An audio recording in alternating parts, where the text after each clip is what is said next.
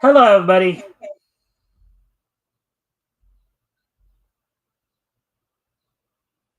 Greetings, as you all trickle in from my Twitter post. All right. So, anyways, well, everybody, welcome to another edition of the Mikestand, the Friday edition, of course. Our look back through comic history, our very methodical look back through comic history. This week, we're starting our coverage of March of books that went on sale in March of 1940. We will be, of course, we'll be on this particular month all the way through the end of October. So quite a bit to look forward to here. Um, It'll be a March, long month. well, March ended up being quite a bit of a month because a lot of stuff was happening, and we'll get into some of that with at least from DC's point of view tonight. But before I do talk a little bit more in depth about what we're doing tonight, my co-host tonight, of course, is RJ Carter of Critical Blast. And as is customary, I want to give him a chance to intro himself, maybe doing, promote any project he's doing. He's already shared a link, and we'll highlight that. So, RJ, the floor is yours. I am RJ Carter, the senior managing editor over at criticalblast.com, myopic proofreader for Critical Blast Publishing, where everything is happening right now. I wish I could tell you the stuff that's going on behind the scenes, but until contracts are signed, I can't. But there are some big names that we are going to be working with here very, very soon. Um, I wish there was I wish there was a biblical passage adequate to explain it all because I'd really love to rip a verse right now and throw something out there. Uh, but but I won't. I won't. I don't do that kind of thing.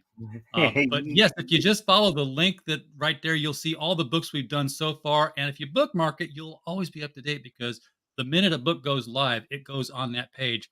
This is, all our books, of course, are available through Amazon, Walmart, Barnes and Noble, Books a Million, Powell's, your grandma's favorite little bookstore downtown that she always goes into and has coffee. All the bookstores carry our books. You can get them there. And of course, if you buy them direct off of this link, the creators who get royalties get bigger royalties. So, if you're in the US, we encourage you to use this link. But, if you're comfortable using Amazon, go right ahead. Yeah. All right. This is Hey, Heisenberg. Eisenberg, that's a new member of the family? I think I saw you post on.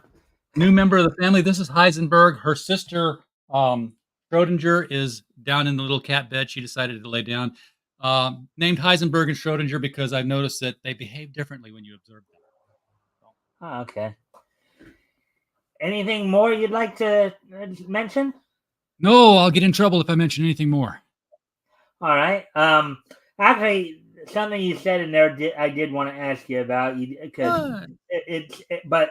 but nothing. I think that would get you into trouble per se. But because you did mention the whole idea of going down to grandma's bookstore. Because I thought when I came into your show the other night, thought I heard you say something. Did Michael Tierney close down his shop? Oh, 4 years ago, right after COVID, right during COVID. Oh, okay. I thought he was still running his like the way you guys He's were doing mail talking. order. I thought when you guys were still having the LCS shows. I thought he still had a shop. He was. No, no, he's been doing mail order for his existing customers, but he's just been operating out of his house and mailing them their subscriptions. Okay. All right. I didn't because I know you mentioned that the other night, and I was I had always thought that he still was running a brick and mortar store. Anyways, let's get to these comments real quick here. Beautiful so I guess paranoid audience or parasocial audience, aka Elk. Um, beautiful calico cat was adopted. This is the Two other one. calico cats about 6 months ago. Yeah, we got this calico and we got the tortoise shell, and I can tell their voices apart. They have different behaviors. They have different fur textures. She's a little bit more coarse, and her sister is like as soft as cotton. So, and of course, you're the one who likes to run across the keyboard, but you see she's eating, and you think she's going to eat it all. So go fight for survival. Yeah. Everyone else has a job title from Ripa. Why is it taking you so long? I don't know if that was directed at We you. we we, we don't work for Ripa. We work not. I'm not going to say against Ripa, but we're competition. And competition is good. Go out Yeah. there and succeed. Yeah, and then Rick saying Anything I say hi. is all in fun. Yeah, Rick saying hi. All right. Hello, Rick. So, hey, Rick. All right. So, just a friendly reminder to everybody, of course, if you guys haven't already, you guys can like and share the stream. Um, Especially tonight's going to be one of those nights you're really going to want to make sure people know about this show, because we got some major history happening tonight that we're going over. Of course, starting our coverage of book comics that went on sale in March of 1940. Tonight, of course, we're focusing in on DC Comics.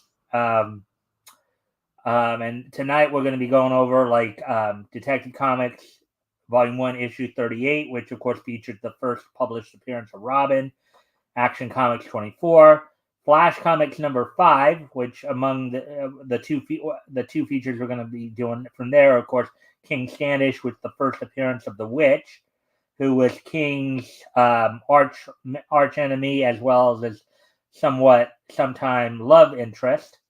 Hawkman, and then of course, time permitting, we may even get to Action All American Comic number 14, with the Hop Harrigan story. So that depending about how we're feeling, how we're going at that point.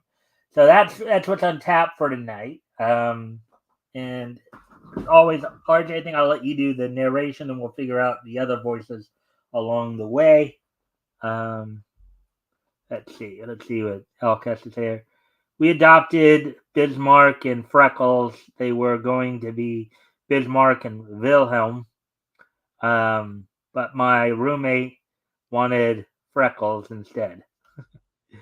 All right. Okay, so with all that being said, now that we got all the, and you guys are going to really be wanting to be watching over the next few weeks the historical comic retrospect, because as I've been learning from some of my some of my pre-study, as it were. March 1940 happened to be quite a month in the world of comics in terms of what went on sale and companies coming into being and all that. So it's one of those things. Stay tuned. And then hail Rick and Air Ritter Spooner, if you're here. All right. We hope they're there in the chat. So, and I don't know if I already mentioned this, but just again, a friendly reminder: if you guys can like and share the stream, see if we can get some more friendly people in here to engage, that'd be appreciated. Also, if anything here grabs your attention, feel free to comment and or ask questions, and I will try to answer the questions to the best of my ability. So with that, as even Rick would put it, let's get to the feature presentation. Now, of course, before we actually get to the readings, we are going to do a slight intro. Now, granted, I'm not going to read the whole biography. I mean, basically, especially in the case for Robin here, everybody, I think, more or less knows the main biography. What we're going to focus on here, of course, is all the more quickie stuff, powers, abilities, all that. So, just a quick review of what his powers, abilities, all that jazz is. Abilities: he's of course an acrobat, aviation, disguise, driving, equestrianism, which of course means he's a capable horseback rider. Escapology, the art of escape. Investigation, law, martial arts, particularly in the forms of boxing and jiu-jitsu.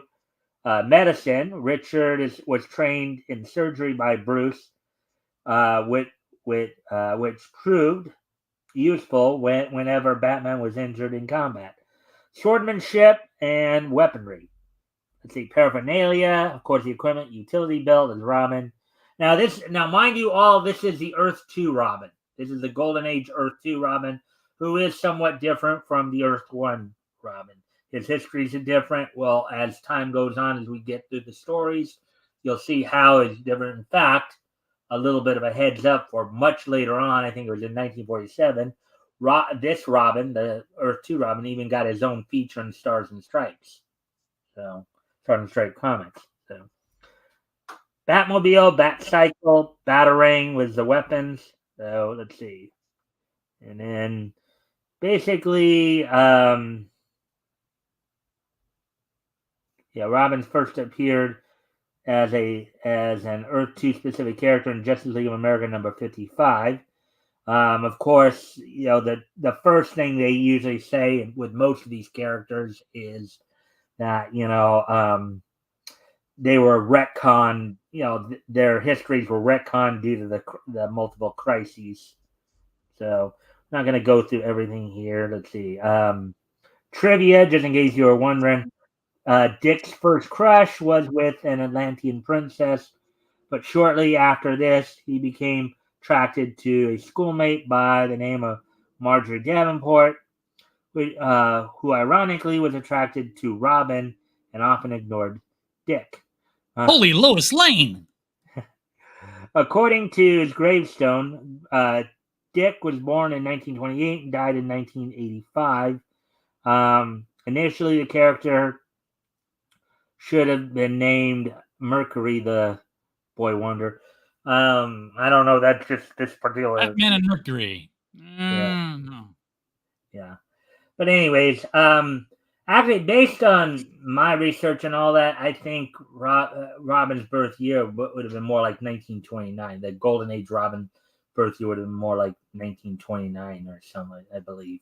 So that's just my, just based on some of the resources I've used in the past to determine all that. But anyways, one more introduction here that we'll get to here. And if they were still doing the Fringe TV show, though, I would definitely appreciate us seeing a Batman and Mercury cover on the wall of the shop in the other world. That would have been cool.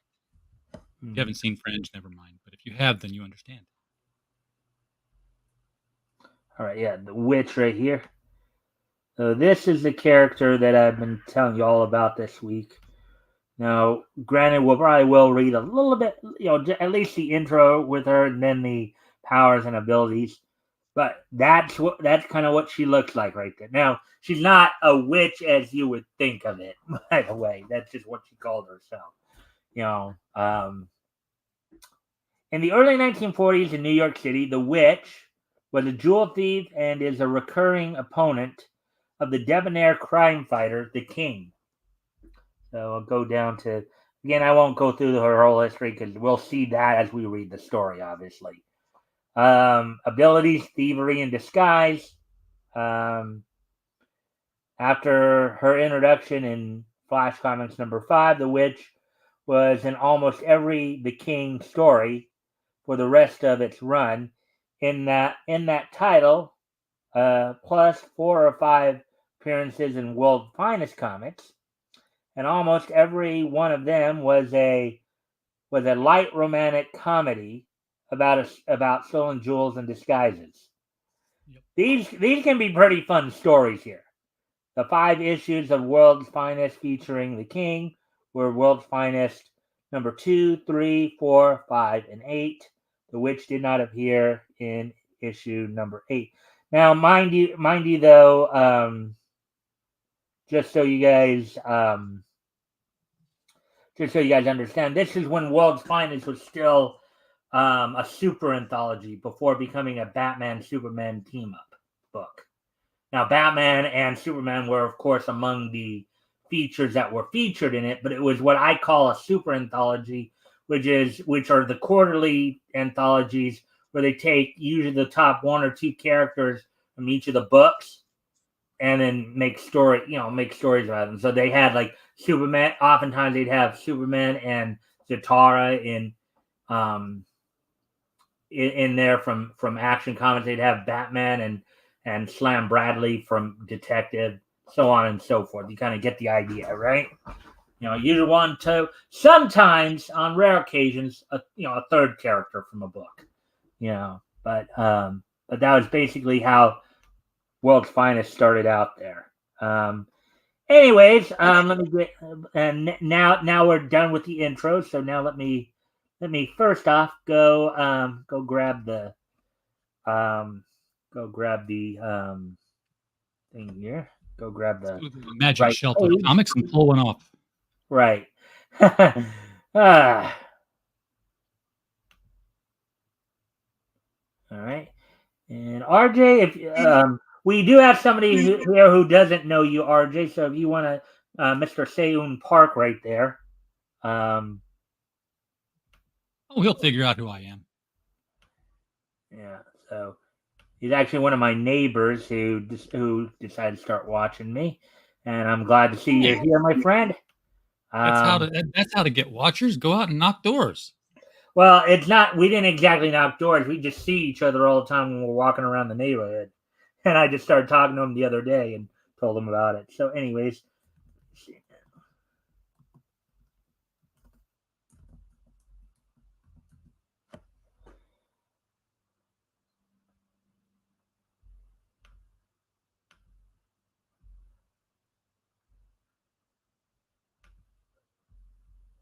Darn ads. yeah. Well, the thing is, they just told me that I had to basically, um, undo my ad blocker in order to access the site now. Oh, isn't that convenient? Strap in, folks. We might be here for a while. Well, now that I'm on, I don't think we'll have to There's been a few hundred issues of this book. thousands. But Yeah, they did recently just cross but at the least I 1,000 know mark. where I'm going, RJ. Are we there yet? Are we there yet? Almost, Are we almost, there yet? almost. 38. Alrighty then. So here we go. Let's, here I get. I can't. Oh well.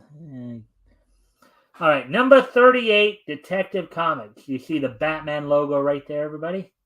And of course, Batman didn't even look like that and anymore. just for those who don't know, when I talk about the dates in terms, like when I say like March 19th, we're talking about their on sale date. Obviously, it says April there. That's the cover date, you know.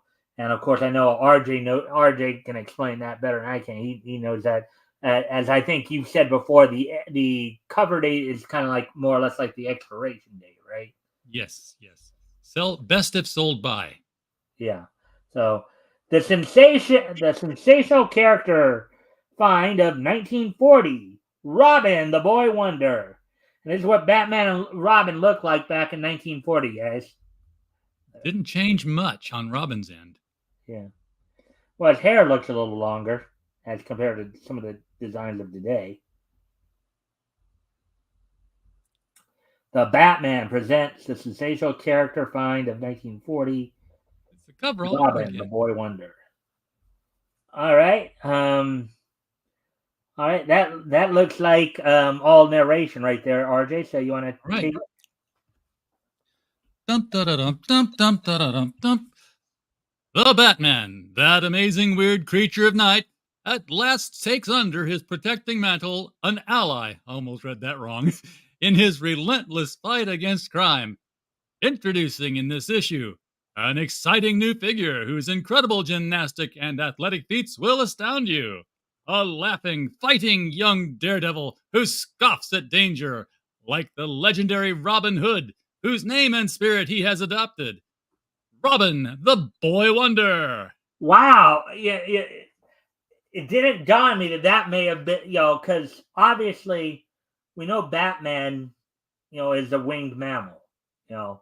Right? So I figure most people when they think of Robin, right, they Think probably of the think of bird of Robin like spring. bird Robin, you know.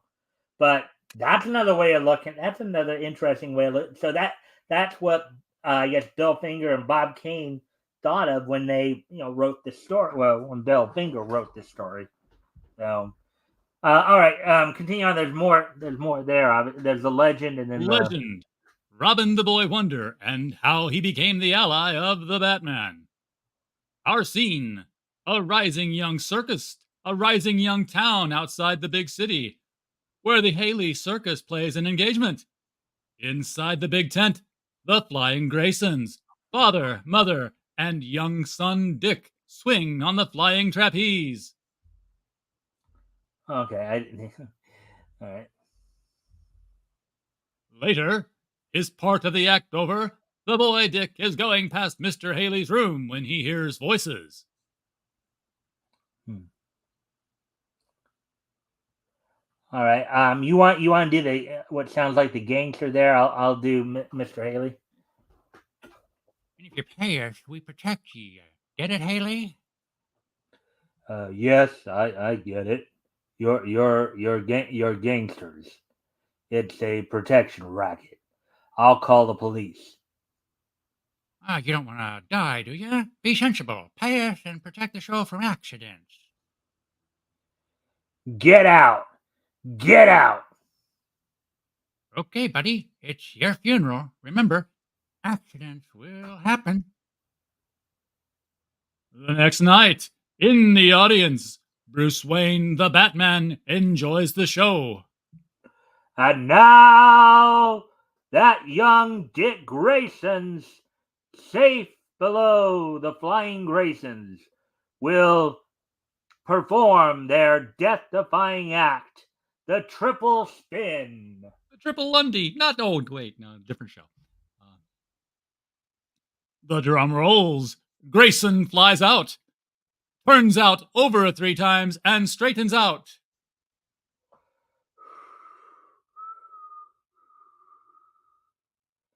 Nicely done, Johnny. Or John. Suddenly, the ropes part. John! Mary! Mother! Father! They'll be killed! I'm not going to scream.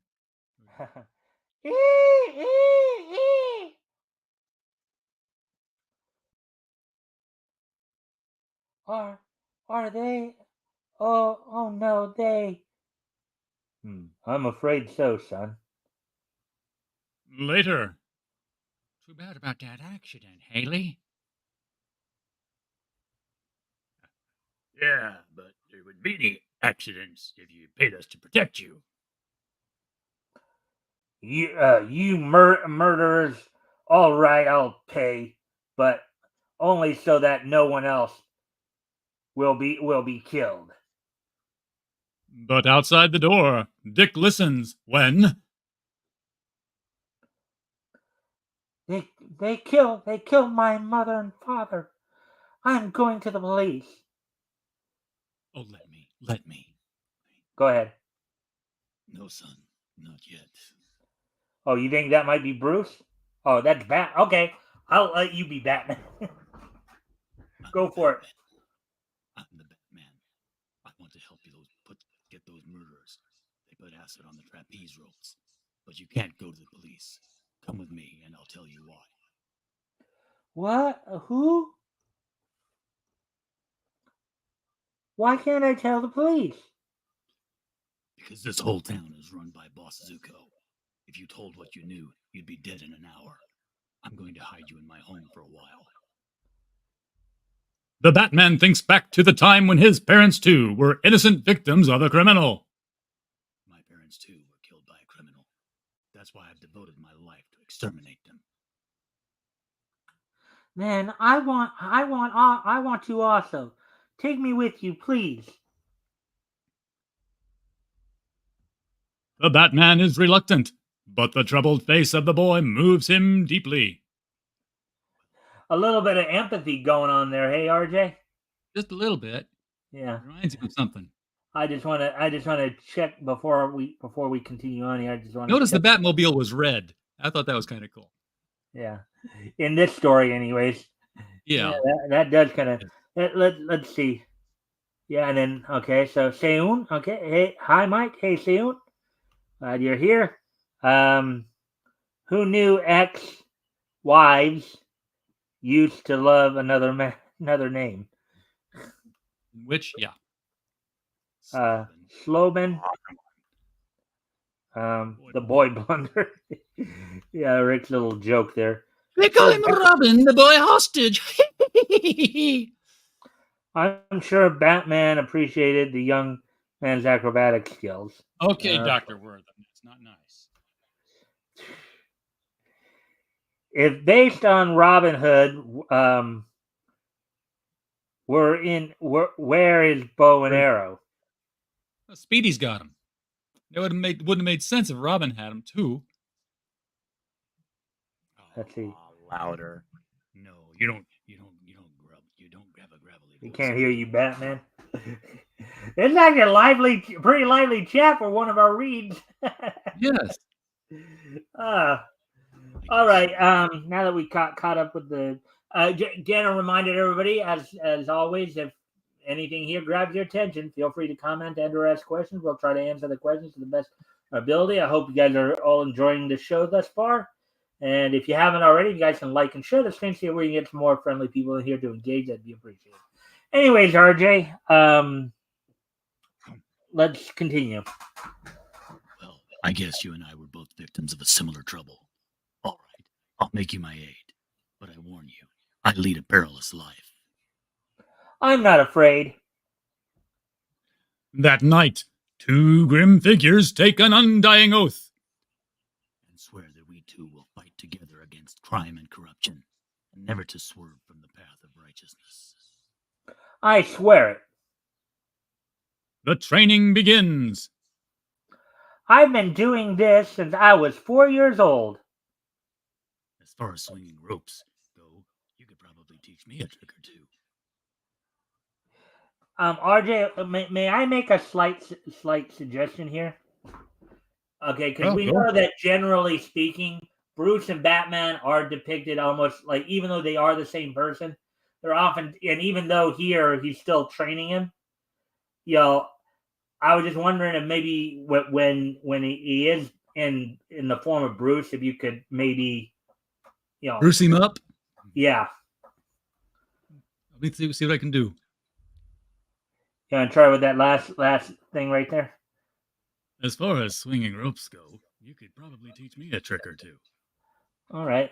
I think if we have that dynamic right there of having, Batman with one Conroy was the master of that. I mean, you could close your eyes and tell when he was Bruce Wayne and when he was Batman. Yeah.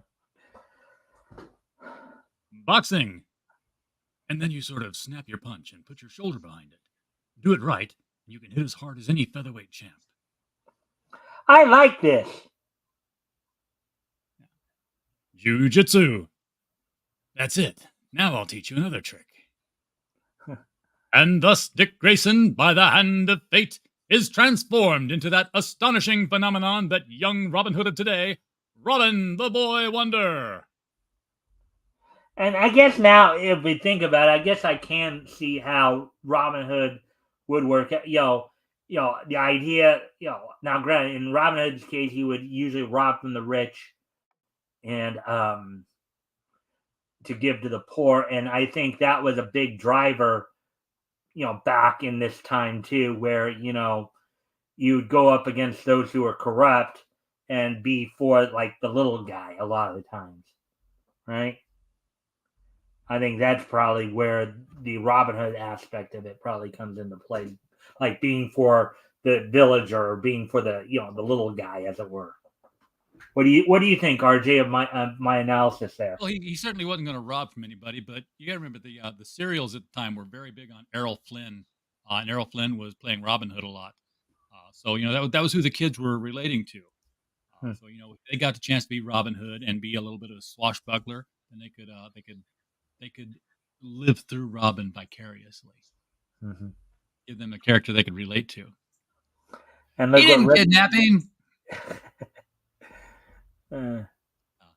Many months later, after strenuous work and study. Well, now that I'm ready, what's our next move? Now, Dick, we're going to go back to the small town and go to work. You're going to get a job as a newsboy, and the next day, a grubby, dirty faced kid joins the newsboys of the small town. Here you are. Get your papers, papers.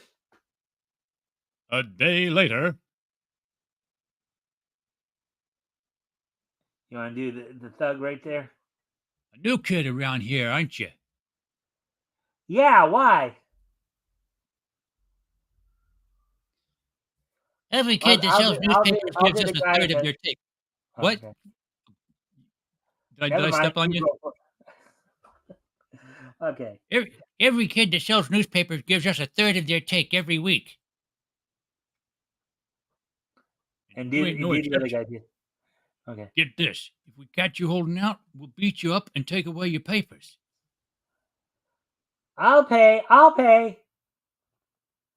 And they said they would collect from me tomorrow. Good. Continue to act frightened so they don't suspect you. Now listen. Now, don't you like how they cut you know more you know that's a bit of foreshadowing right there. Yeah, You know, they're planning they're something. foreshadowing there, like, okay, there's more to this plan. We're just not quite privy to it. It's like when he executes the plan, we're going to be just as surprised as those crooks are. That's quite a bit of a storytelling. That's quite a bit of a storytelling technique, isn't it? I like it. Notice Bruce is always smoking a pipe. Well, that was a big thing back then too. You know, men of class would always be sitting back in their lounge chairs and smoking the old piperoo. You know, they didn't even care about the whole idea of cancer or anything like that. Hold a pipe right here. All right, continuing on. Next night. Oh, you gonna pay us, eh? Yes, sure. Now you won't beat me up, will you? Nah, you just keep paying us and you'll be okay. The Batman told me to follow them, so here goes. Well, they went into that house over there.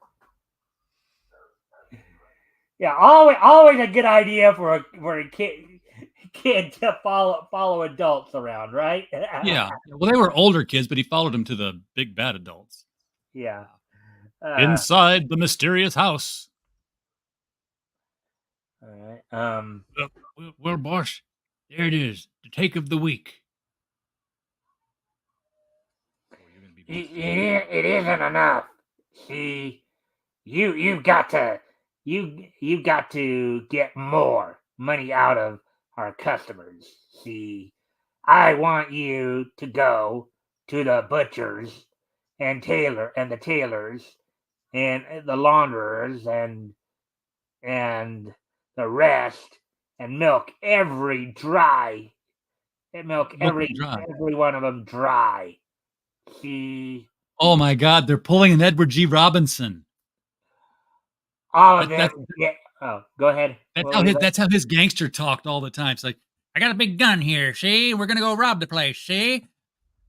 Now, before I continue, there were some chats that came up. So let's see. Let's see where a couple more chats at least. This was Speedy. This was Speedy was even thought of. So I guess he's trying to say this is even before Speedy was thought of. So they could have given Robin a bow and arrow. Why does Bruce look like the Joker in the panel where Dick is telling him about thugs and paying them? because Bruce has always been the Joker. Oh, no, Shouldn't Batman followed from the rooftops? But they're in a small town. They're not in the city. Spider-Man can't swing from little houses like that, and neither can Batman. Can't jump from house to house. Right. All Bring right. back Edward G. Robinson. Yeah. All of them get it. See, even the newsboys and the rest of the small stuff. And if they don't play ball, you know what to do. See, start tomorrow night. Tomorrow night? Wow! I better tell the Batman right away. Next night, a tailor store. But I can't pay you anymore. I haven't got it. Get it. And if you don't, Suddenly, from behind, Don't talk so much. Hollow, just as I thought. If you see Boss Zuko, tell him the Batman was here. Good day, gentlemen. in a butcher shop, pay up or else you'll. What? Or else you'll get a sock on the jaw. Look at that! Boom! Tell Zuko I just dropped in to say hello. Au revoir. in a gambling house owned by Boss Zuko. Said goodbye to them both in English and in French. Typical Batman, right? Now go ahead with the. In a gambling house owned by Boss Zuko. Pardon the intrusion, gentlemen.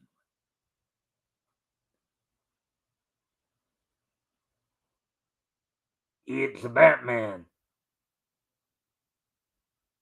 Get him. So you want to play, eh? Well,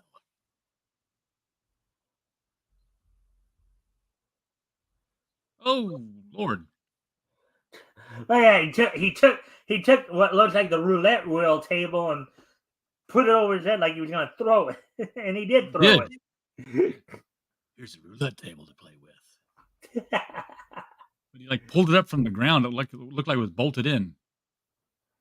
Hmm. The Batman sweeps through the room like a cyclone, overthrowing the gambling tables. He's throwing all the money on the floor. The money! Get it! With no one to stop them because of the fight, the gambling crowd runs amok, grabbing all the money.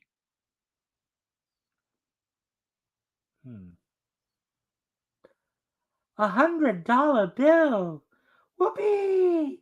Here's my chance to get back what I lost. They're taking all the dough. They're wrecking the place. What? Wait till Zuko hears about this.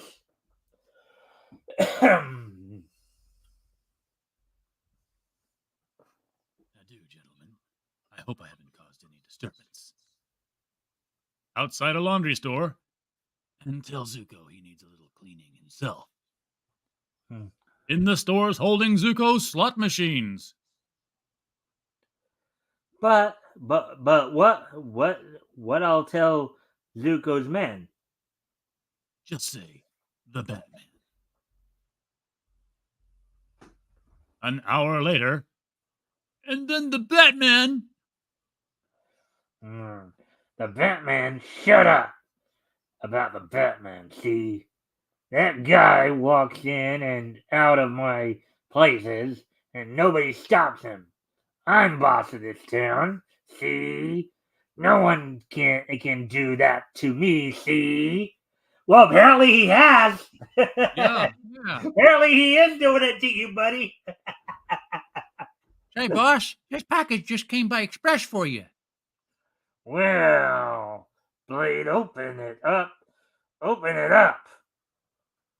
Well, I'll be a bat. It must be from the Batman. Look, there's a note inside the box.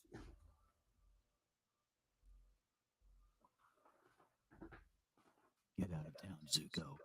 I know you are also trying to get protection money from the company that is putting up the cannon building. Stay away. I'm protecting that building from your protection mob. Oh, yeah, I'm boss of this town, see. No one can talk to me like that and get away with it. Come on, boys. We're going to the cannon building. I'm still boss Zuko. See. I got you, boss. As the car leaves, there riding on the tire rack, Robin, the boy wonder. That was a nice little trick back in those days too, right? Yeah. Kids would ride on the tire on the back of the car. The Batman's plan worked. Zuko is so mad he's going to do the job personally, which was perfect bait to get him captured, right? Yeah. The cannon building. Okay, I tied up the watchman. Good. You stay down here as guard. Now I'm going to convince Cannon he should pay up. Bring the dynamite, boys. As Zuko and his men go up, suddenly from the shadows, the streaking figure of Robin, the boy wonder. He doesn't look like he's streaking. He's got his costume on. Well, I think in this case, yeah, not the streaking we're probably thinking of, but still streaking in the same name, the idea of running real fast. That's just, I guess, the word they decided to use at this time for some reason. But I think that idea of your definition of streaking came later, I believe. Right? Hey! Yeah, it didn't come till the 70s, I'm sure. Yeah.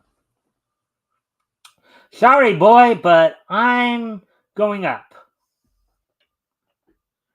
Now we'll just blow up the top of the building to scare Cannon into paying, and if he didn't the next time.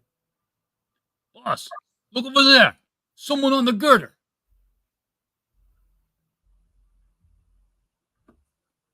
As a shot whistles past, Robin takes a stone from his belt and places it in a queer-looking instrument. The slingshot. Shoot him! Like David fighting Goliath, Robin fights the gangsters. Yes, that was more of a classic style slingshot where it's like more like this, and you would whip it around and do it. Not what we probably grew up with, where you had the whole like arm brace on it, and little Y-shaped stick. Yeah, or like Xandor of the Hercules it would have. Yes. Bullseye. Which means that guy's dead. An amazing leap. A sweeping swing. And the young daredevil lands among the murderous gunmen. Boy, it's only a kid. Or was that Zuko saying that? It's hard to tell with group shots like that. Using his knowledge of jujitsu taught by the Batman, the plucky boy puts up a stiff fight against the overwhelming odds. Suddenly, Robin slips.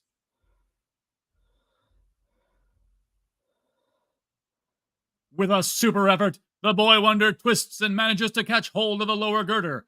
But... Slipped, eh, kid? Well, you're going to slip some more after I stamp on your fingers. But as the gangster steps on Robin's fingers, the Wonder Boy twists his body up and around the girder. Say your prayers, buddy. Oh, that's a now what Robin's doing right there is a classic move you've seen in scenes like this, not just in comics but in cartoons too, where they'll swing up and over like that. That's something I've seen in comics plenty of times. Kicking the gunman off the girder into space. That's the Yeah, second nice guy that kick to the Robin. rear end there, right? Yeah, that's the second guy Robin's killed tonight. And there's Zuko talking. Big fat guy. Hey, wise kid, huh? Let's see you get out of this. But swinging through the air, the Batman. Mind if I join the party, Zuko? So sorry to drop in so unexpectedly this way. What pleasure this gives me, you'll never know.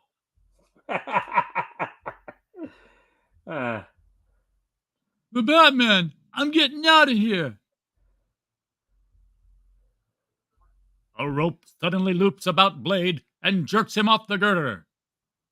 As the gangster dangles, the Batman Well, produces a small vial. hold on a sec. Look where that rope is. Look at what. That's around his neck. Yeah, I mean, the dude's going to get hanged right That's there. the third guy. That's the third guy they've killed. Man, these were some pretty gruesome comics back then, huh? Yeah.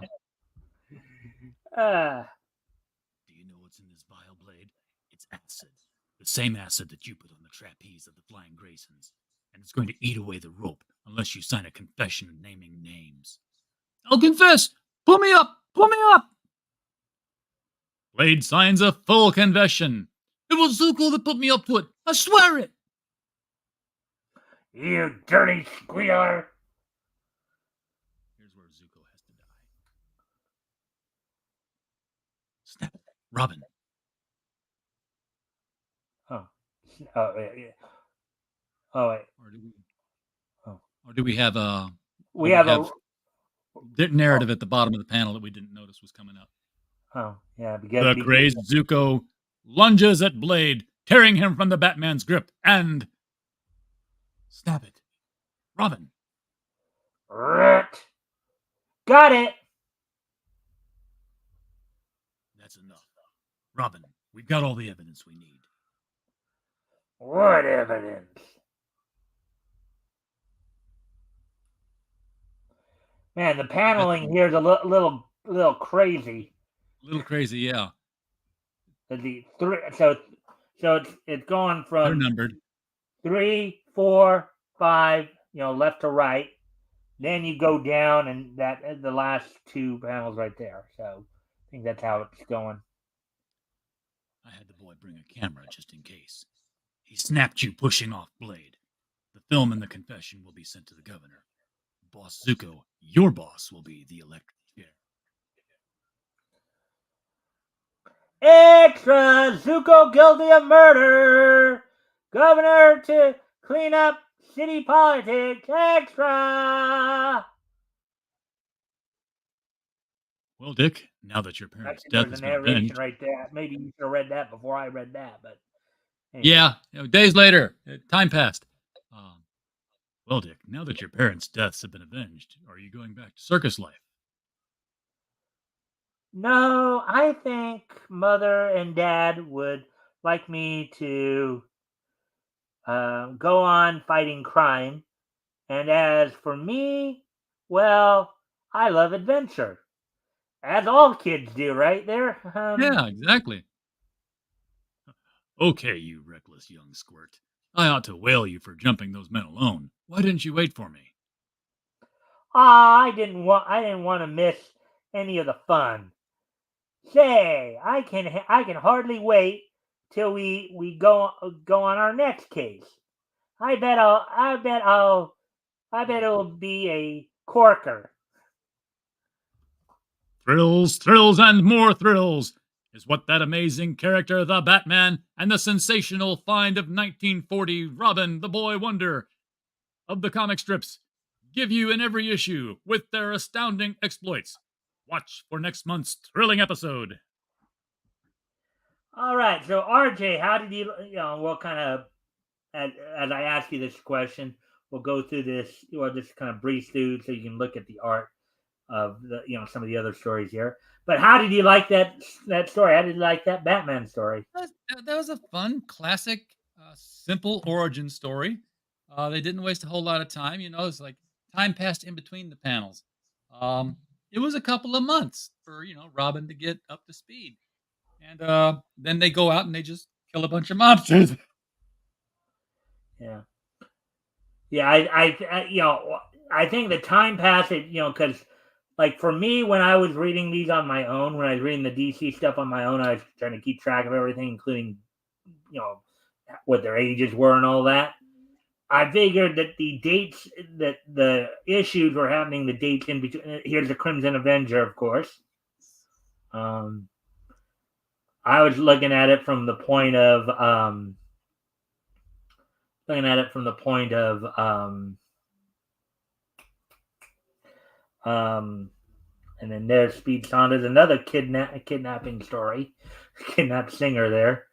Um, but I was always, looking, I figured that in between issues, usually the, it was taken up over at least over a month's time from, like, if this, like, depending upon the exact date, all this was happening between the date of this book coming out and the date of 39 coming out, right?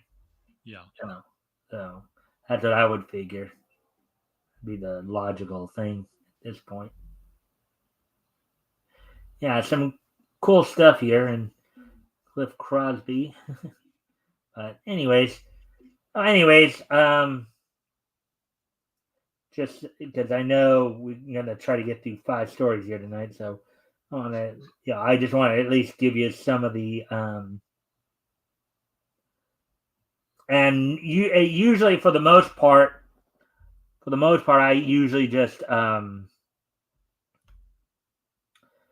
usually will go in like descending order according to page count. And of course, Batman, this story had 12 pages. So now we're going to go to Action Comics number 24 and go read the Zatara story this time.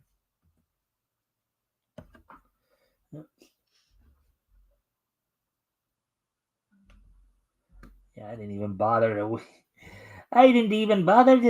for the thing to show up on its own. I just did it like this.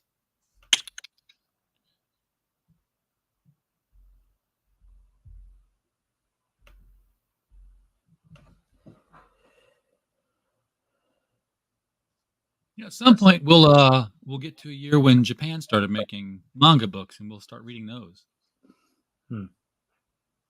Let me know when we're up to Speed Racer #1. I'll be there. Yeah, I don't know. We'll do the Japanese manga history as much, but we got 20 years to go before we get there, so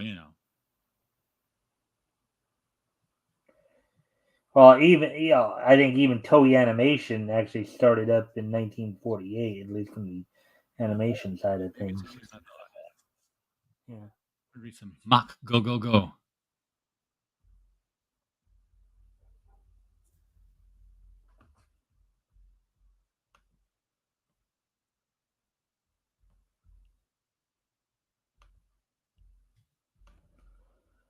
All right, so yeah, this was the one that we were looking at. So before we start, going down this here, let's see what's been going on in the chat while we're out and about here. So, RJ has a noise gate or something that eliminates his Batman voice.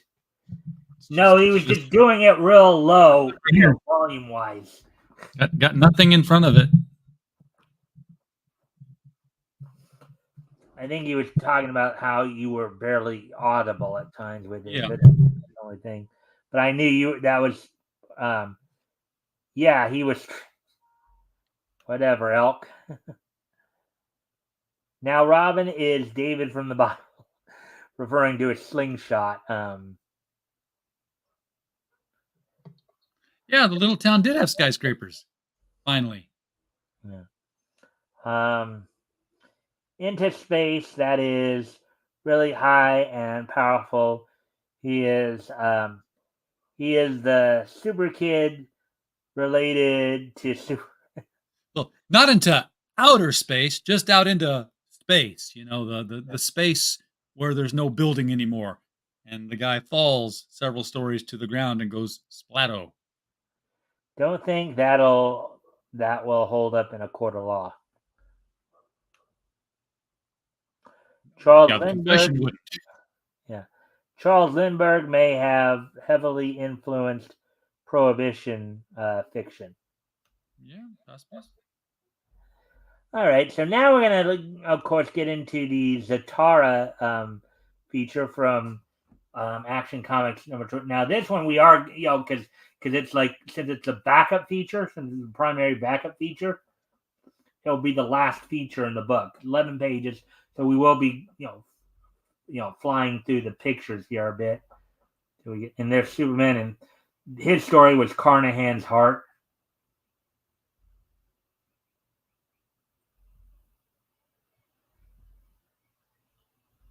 What do you think of the artwork here, RJ? It was better than usual. I wonder who was doing it. That wasn't Siegel and Schuster at that point. I think Siegel is still writing them, but maybe Schuster. I think Schuster may have, stepped away or what have you.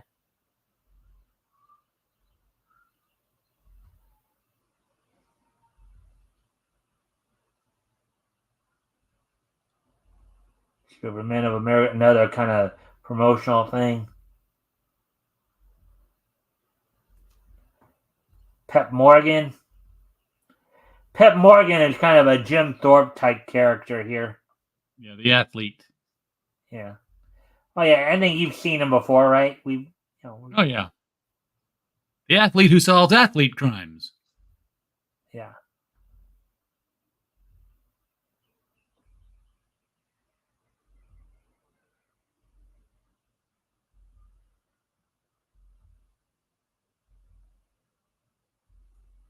Aces. 3 aces, another aviation feature there. Every anthology comic had the athlete guy, had the aviator guy, had the spy guy, had the Yeah. cowboy guy. I mean, they were a true anthology. They give you a little bit of everything. Had the reporter girl and the reporter guy. Yeah. There's Tex Thompson right there. The spy guy. I don't know if he was actually. I think he was just a Playboy adventurer. That's what I'd call him. Not necessarily a spot, because he wasn't necessarily affiliated with any government. Oh, and there's the offensive character right there. That guy doesn't look real. Oh, I don't think that's a real person. And that's probably why a lot of SJW would be crying foul here. Probably why the SJWs would be having a fit if they saw this guy. I mean, look at that. Half of his body looks like it's been disappeared for some reason. Well, that's that. Yeah, that's the story. That's the disappearing ray gun.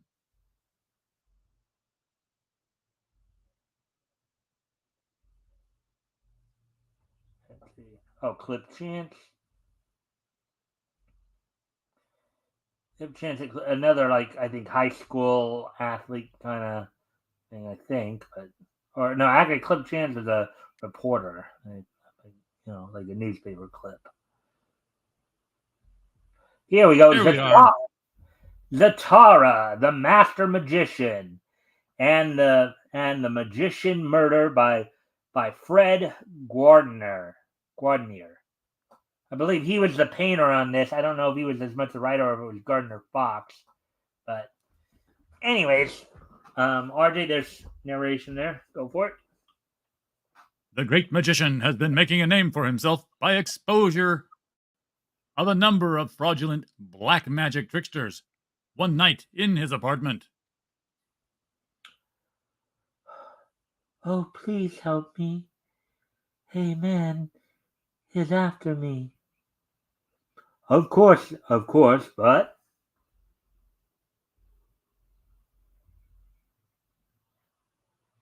there he is.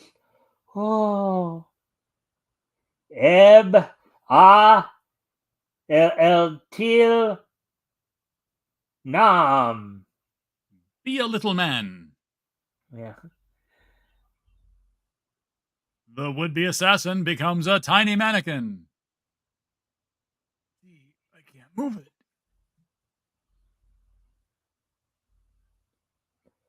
Reflect on your sins for a while, little one. The young lady and I are going out for the evening. Well, They just you're leave just them assuming behind, quite a bit there, aren't you, Zatara? here, go sit in the corner and think about what you did, you little man, you. Meanwhile, I just saved your life. Let's go get some dinner. You owe me one. Now tell me why he was after you. My name is Hedda Nolan. I have found that Chalo, the gypsy magician, has discovered ancient black arts of the old Chaldas. When he knew I found out, he was afraid I'd discover he had killed his brother, as he did to learn some of those ancient rites. I see. The thought you'd turn him over to the police for murder. Well, you're safe with me. We'll watch tonight's show together. Ah, dinner and a movie. Inside the nightclub. This is a prelude to the new magician, um, Lotus Blossom, a Chinese girl. Lotus Blossom, the Chinese girl magician. I shall make my little dancer vanish. She is gone, truly. The exhibit of magic continues. May I borrow your beautiful pearls? I shall cut them in half, but they will not be harmed. I place the pearls within the kerchief and cut.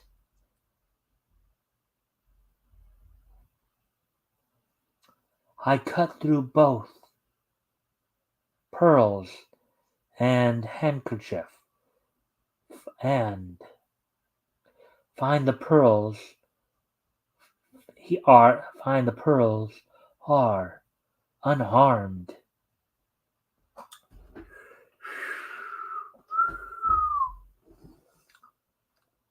Isn't she wonderful? Those were sleight of hand tricks.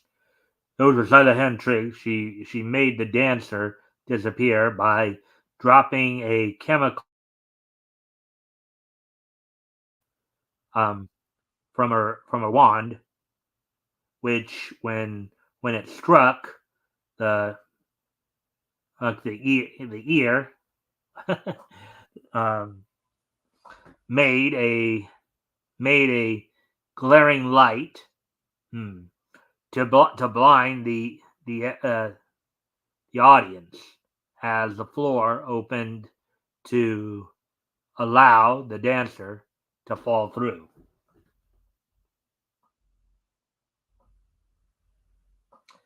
Now this text is a little harder to read, I have to admit. Yeah.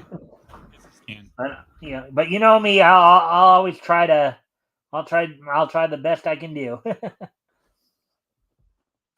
and the pearl trick, she looped the pearls up above the point of the scissors, um, so she couldn't cut them. Um,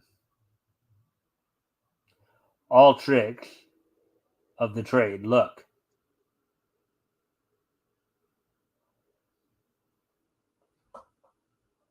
Lord, help, help.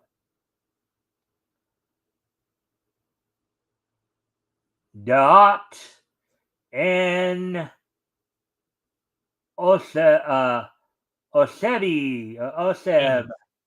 Oh, Toad, be gone. yeah. He's everything is backwards, right? Yeah, he says it backwards because that's how he has. Yeah. That's how he has to say it. I get that, but The and toad does not disappear at Zatara's command. the toad is not living, or it would disappear. Then I shall concentrate on the people about me. Zatara gestures. The people fail to see the toad, though it is still there. Why were they all afraid of a Oh. toad? It was a big toad. It was so real. It was frightening. So real, wasn't it? Yes, indeed. But Zatara can still see the toad. The people do not see you, yet I do. You are a protection of 3 dimensions, unlike a motion picture, or projection of 3 dimensions, unlike a motion picture. What is your purpose? Let us go. I have urgent business. Oh, we just came. But you say, but if you say so.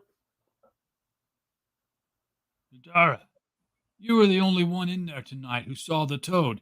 Then how do you know there was a toad there? Never mind. And the only one who could have averted a panic, which you did, you know. I wonder if it's possible that that guy may be part of the thing, part of the act, as it were. I am John Dokar, the magician. I'm going to a seance now, and I'd like you to come along. It is to be at my house. I should like to come, but I don't believe that service stuff. You know.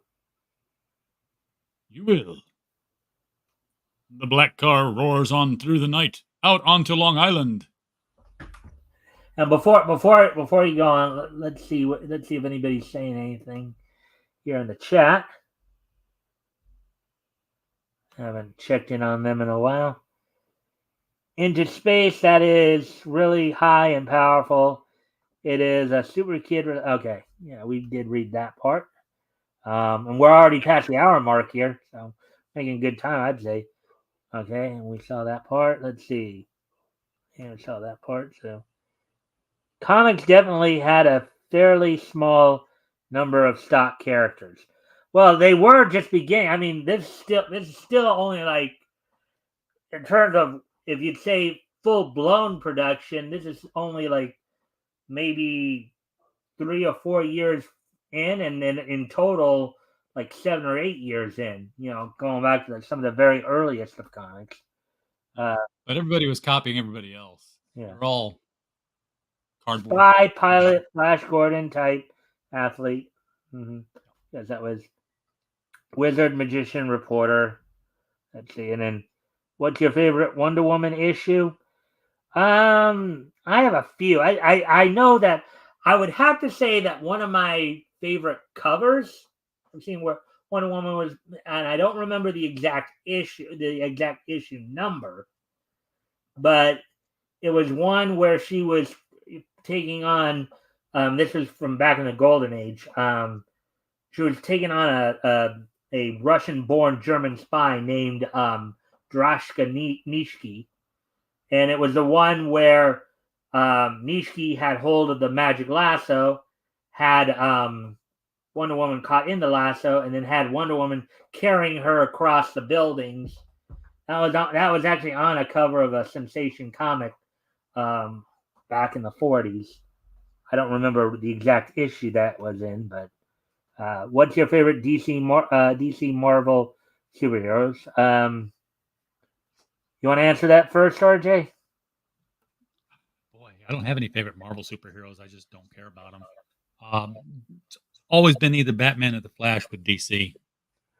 Yeah, I'm kind of more of a. I'm like more or less a. I think a Batman, Superman. Depends on who's writing them. Yeah. As for Marvel, well, again, my exposure is more through the cartoons than anything else. So Batman, Superman there, and then on the Marvel side, of course, well, I like the X-Men. That was a pretty cool cartoon. Let's see. How hot does California get?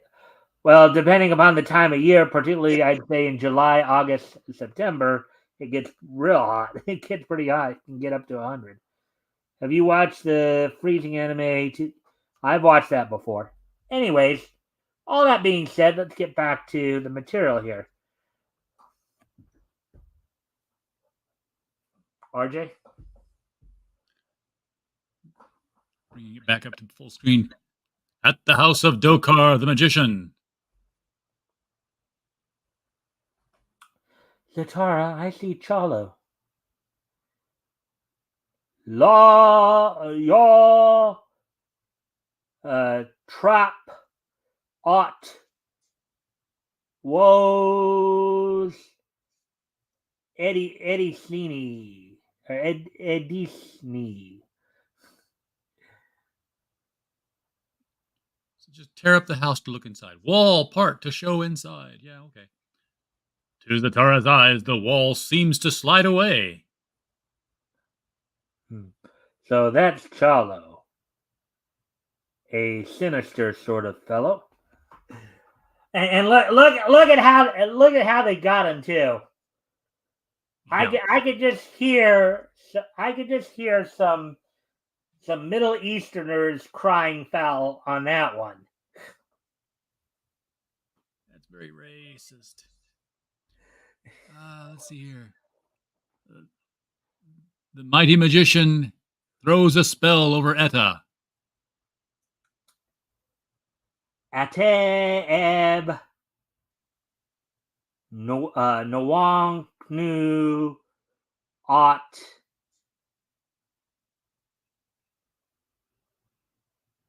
Awak. Etta be unknown to Chalo, so that Chalo will not know her. Chalo, this is Zatara and a friend. Delighted. I've heard of you. You are friends. You are famous Zatara. And yet you don't believe in the black arts? There is no black magic. I can duplicate anything you do. With magic. Do you believe in magic? Yeah, I mean, it's all magic. You know. You challenge me? If you want to put it that way, yes. My friend Zatara has challenged me to a duel of our different types of magic. Watch. The same toad that appeared in the nightclub. So basically, Chalo's magic is pretty much a CNC projector. Just, Viewmaster projector. Just, Maybe. It's a toad. A toad again, yeah. The toad again. Olak Potts. Chalo, stop. Okay. Knowing that the toad is merely an illusion created by Chalo, Zatara does not direct the force of his powerful mind against it, but rather against Chalo. Oh, my hand! Ow! Yusif. Trey. Dot. And in the twinkle of an eye,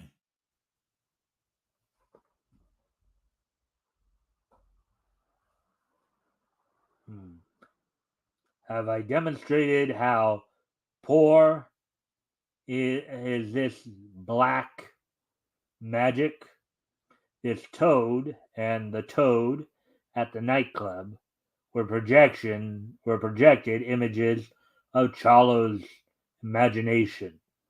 At the nightclub, I did not know who was doing it.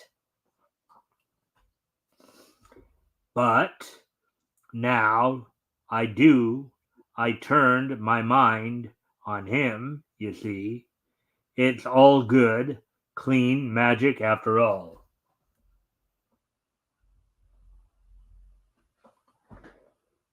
I shall call the witches of Endor to face you, Zatara. Watch. The witches of Endor, where's that from? That is from the Bible. Because that was there was a medium in the town, in a medium of Endor that Saul goes to call up the spirit of Samuel. It was also the root word of the character on Bewitched, whom they called Endora. It's an iconic name for a place of witchcraft. Yeah. It's also where Wookiees come from. Yeah. Call whoever you will. Chalo performs black magic, and the witches of Endor appear. You have called us, Brother Chalo. What do you want? Convince this man I am a great magician. Zatara knows the witches are more mind projections and makes them say what he desires. Miss Satana, bow down to him. He is greater than all of you put together. His is the learning of Tibet and old Egypt. Chalo, realizing he has met his master, plays his trump card.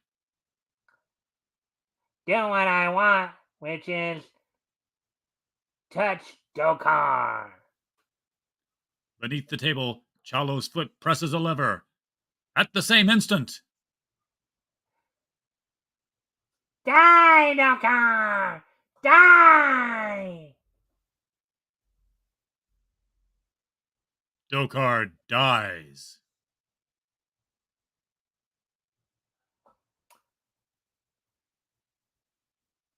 Sektir in Inogeb. No wonder he died. He couldn't figure out how to say witches be gone fast enough. You gotta run it through your head back. How do you say that thing? Oh, damn, he's dead. You murdered him. You knew the excitement of this magical demonstration would affect his heart and render him susceptible to suggestion. You cannot prove that.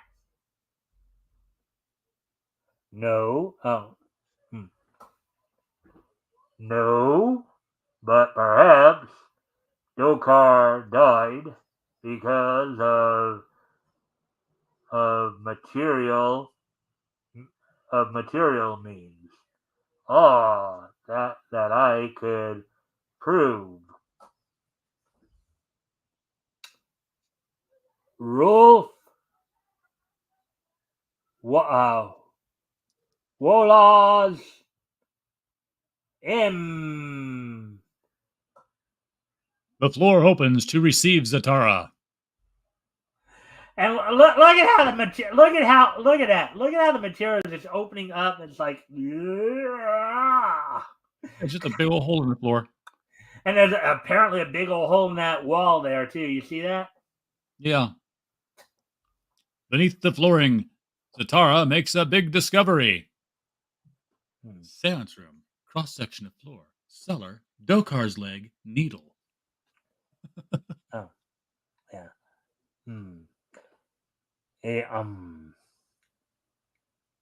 A poison needle that goes through a hole in the floor.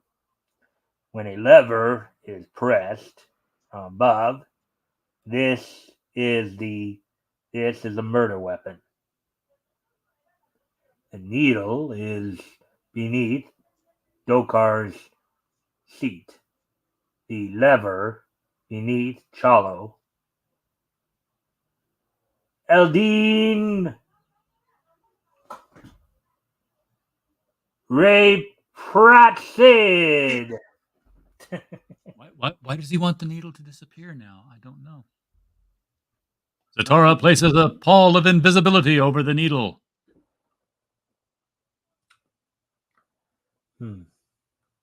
Now to find Edda, keep her safe until I solve the way of making Chalo confess. Yeah, because if you want to protect people from a poison needle, you make sure they can't see it. That's Well, RJ, if you watch enough of the shows here, even on the nights when you're not co-hosting, and Rick can tell you this all quite a bit, and most of the other guys can as well.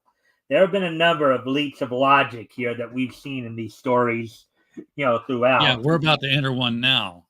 Yeah. Well, actually, Rick had one about Zatara a while back. One of the first stories we read about Zatara.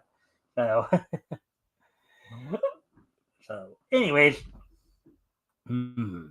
I shall become part of the lightning system, and observe all that happens in this house. Look at that; it's kind of just materializing into the wiring. Yeah. In the waiting room where Etta reads. Oh, look at that! He's in the light bulb there. He's in the light bulb. Yeah. He didn't have to say anything to do it either. Yeah. She is safe enough at present. In the former seance room. Bill, all is ready. Dokar is dead, and the jewels are in the safe. Let's take them and flee. Good. You said good, right? Yes, good. All right. I must reach that safe. Ifas Nepo. What a fortunate fortune in precious stones. This must be Dakor's lifelong collection. He collected rare jewels. Imak Ot M L Til Smeg. I'll keep these for Dokar's family. Just at that moment, Dokar owned this house and stored all his jewels here. There must be a king's ransom in gems. They're gone. I'll wager this is the work of Zatara. Search the house and shoot him on sight. I must get Edda to a safe place.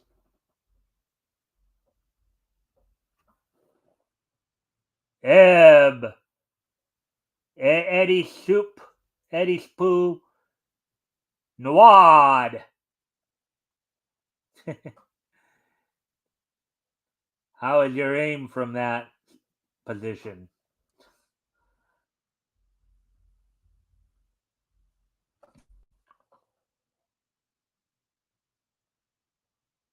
Let's see. Otua Repa. Get in. Get in, Edda. You will be safe. You will be safely home soon. I shall stay to bring Chalo to justice. Thank you, Zatanna. Now for Chalo. But Chalo is planning to fight himself. I tell you, he is the greatest ever. He is the greatest I ever. Bah! I, Arco. You, Vaquish. Vanquish. You vanquish him with your arts. Gladly.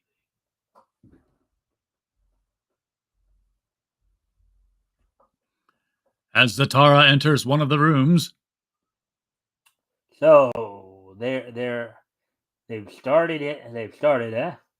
Well, I'll start myself. Seconds, Narub, Ikil, Repap. and all over the house, things start to happen. Which is a real convenient way of saying we're wrapping the story up. Yeah. Things start to happen.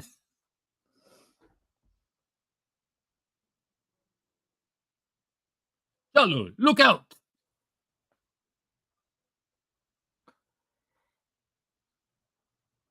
Oh. That's for you, you murderer.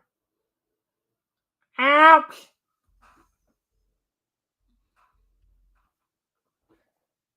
The floor bites Chalo's ankles. with crab hands. Yeah. that pinches can't him. be feeling too good. Help! Help! Hey, let me in on this.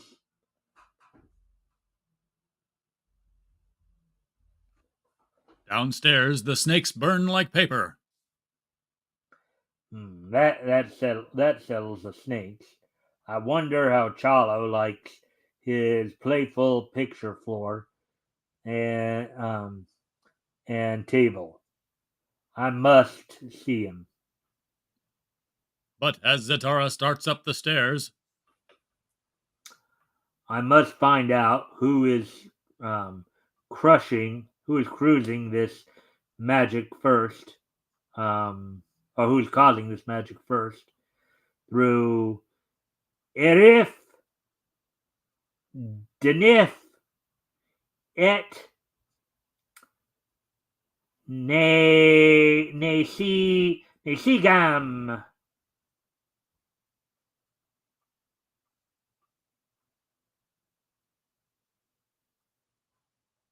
the fire turns into a human figure. Follow me, Zatara. And leads Zatara to Arco. Man of fire, get those magic elements Arco uses. Help! Will you confess your part in this diabolical plot, or will I let my man of fire get you? I'll confess. That is your confession. Oh, no, that's your line. Sorry. There is your confession. Sign it. I'll sign. I'll sign. Chalo, I have Arco's confession. Will you sign one, or shall I increase the pressure of the table legs? Oh boy, talk about a fort. He's gonna squeeze a confession. He's gonna quite literally squeeze a confession out of him. Yep. I think all these confessions were picked up during duress. It's just me, you know. I'll sign it. I'll sign it too. Only make the thing let go.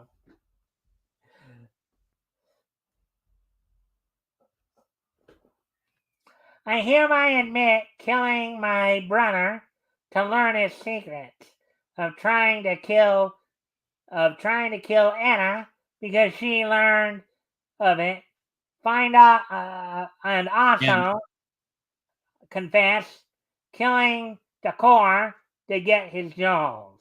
this is the problem when they start making up words to be somebody's names. This guy has gone back and forth all story from Dakor to Dokar to Dakor to Dokar. They don't know how to spell it because they just made it up.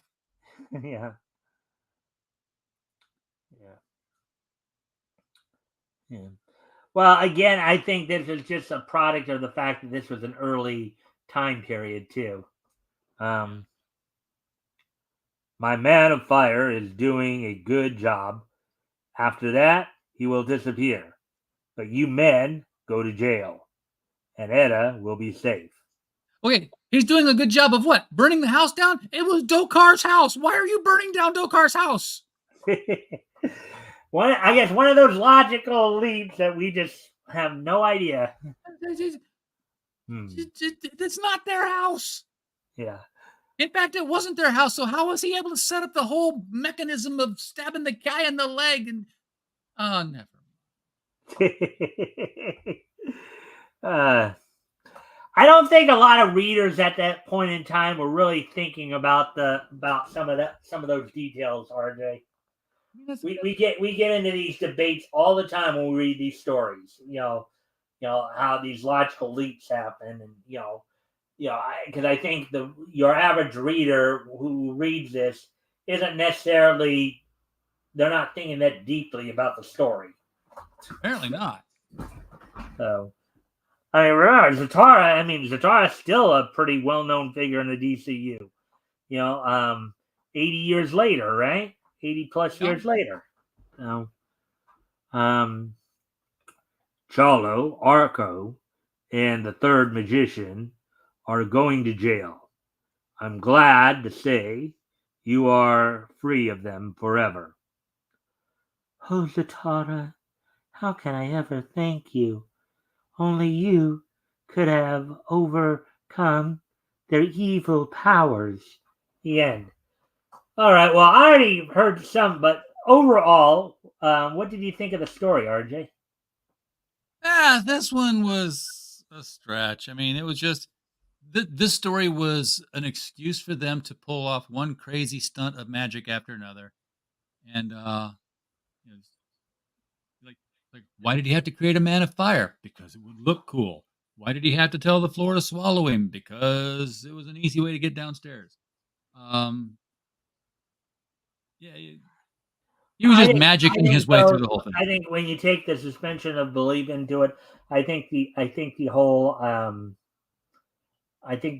idea of like the duel of magicians here and how they played that out did seem pretty interesting. It seemed pretty entertaining. Granted, there were some leaps of logic, like why is he burning down the house when it's wasn't the crook's house, it was Dokar's house. But then again, if Dokar's dead, he saved the jewel for his family. He saved the jewels to give to his family. Maybe they want the house. Yeah. But then again, they could always use the jewels to pay for the house, I guess. But now they have to use the jewels to pay for the house. But he had to burn the house down because there's an invisible poison in there that they could have stepped on. So it was the only way. But that'd be what's that old saying? Throwing the baby out with the bathwater. Yeah, that. Yeah. How did you like my voice work there? Oh, you did good. A lot of different good voices.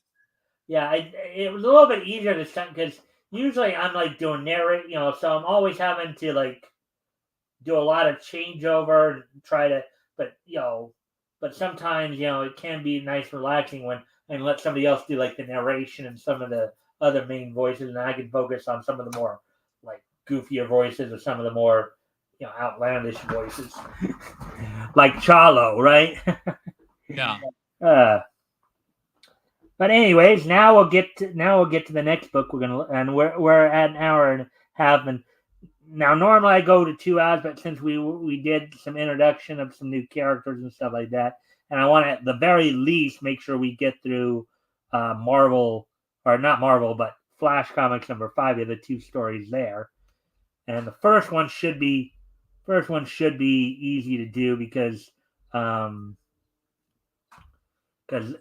that one is only like I think about 5 or 6 pages, but then the Hawkman story is 10. So we're gonna at least try to get through that, and then depending on how we feel about that, maybe we'll also get into Hop Harrigan, and then we'll of course wrap things up with our usual closeout stuff. This day in each history and all that. So, anyways, thus far, what do you think? What do you think of the coverage here, RJ? It's been a mix. The Zatara thing, You were kind of so on Zatara, but you were really, really happy about the Batman story, right? Oh, always happy with a Batman story, especially a classic one. Yeah. Notice it didn't take 12 issues to tell this story in Batman. It can be done, people. You can do it in one.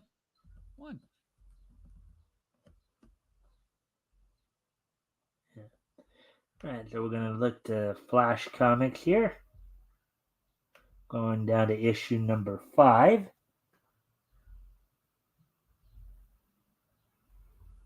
course, now that was during the initial Golden Age run, and of course, they continued the numbering with the Flash when they introduced, after they introduced Barry Allen, just so everybody knows.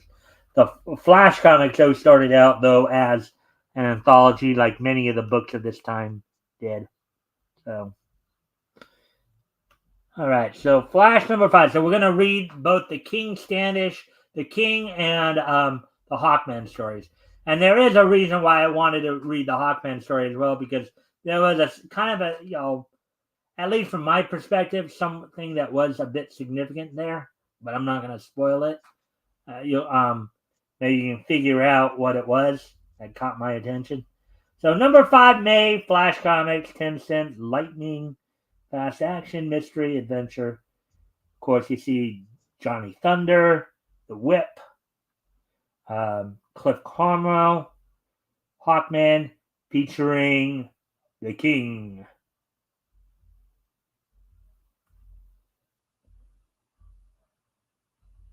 Of course, the Flash, too, here. There's the Flash.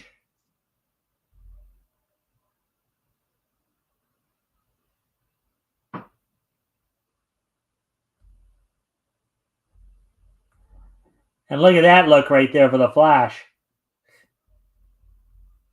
I like that look for the Flash. You like that look? Yeah, I like the Mercury look. And again, a reminder to everybody, one, if you haven't already, you guys can like and share the stream, see if we can get some more friendly people in here to engage. Also, if anything here grabs your attention, feel free to comment and or ask questions, and we will go ahead and answer the questions to the best of our ability. So here's of course, the first of the 2 stories we're going to do here, King Standish. So here we go. This is a challenge because he's a master of disguise. You never know if the character that's on the screen is him or not, unless you read ahead. Yeah. Right. I think in this one I'll let you do the narration and all the guy voices, and I'll just do the witch for this one. Try to make it go a little faster. All right. King Standish. I tell you. And his Shire brother, King Standoffish. Yeah. I tell you, you must get the king. He's a thorn in our sides. We can't operate with him and his disguises always guarding us, always staring us in the face. What do you suggest, witch? And look, she's got a mask there. You see that mask? Yeah. He's his opposite number. Yeah. I'm not so bad myself at disguises. You see, if I don't bring back the king, if I don't bring the king back with me, You see if I don't bring the king back with me. Okay, I got it. A little later, in the same apartment.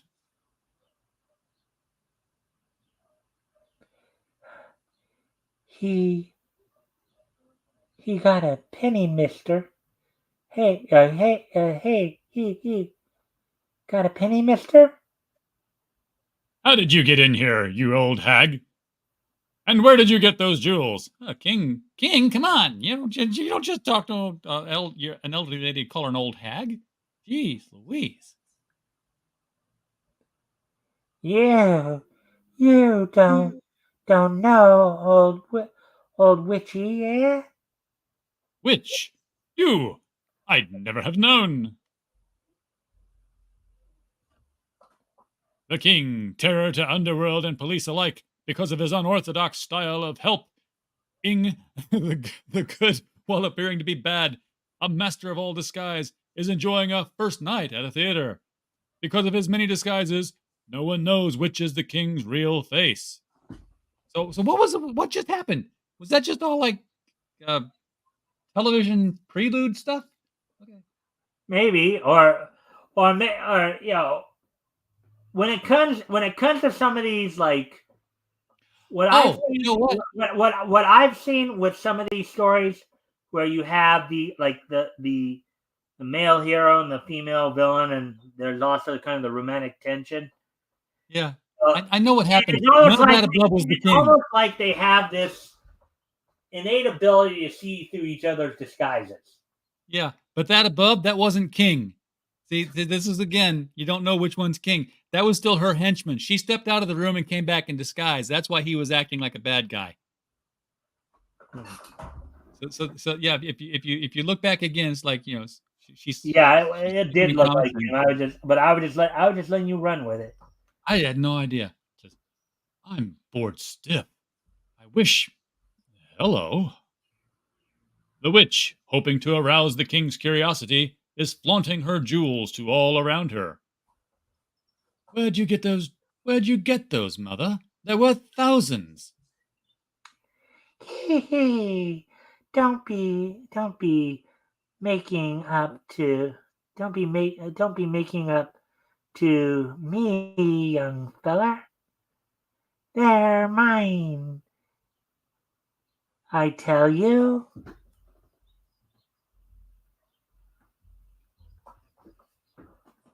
The king isn't here, or he'd be making a try for these jewels. I'll have to try somewhere else. The king notes a nod of the head that passes between the hag and a young man. Is it a come on game, or maybe they're after me, the king? I'm supposed to be so bad I'd steal an old woman's jewels right in plain sight of all. And when I do, the young blade shoots me down. Exit king. There are flaws in the plan. Suppose someone other than the king should steal them. They'd shoot him down instead. That gives me an idea.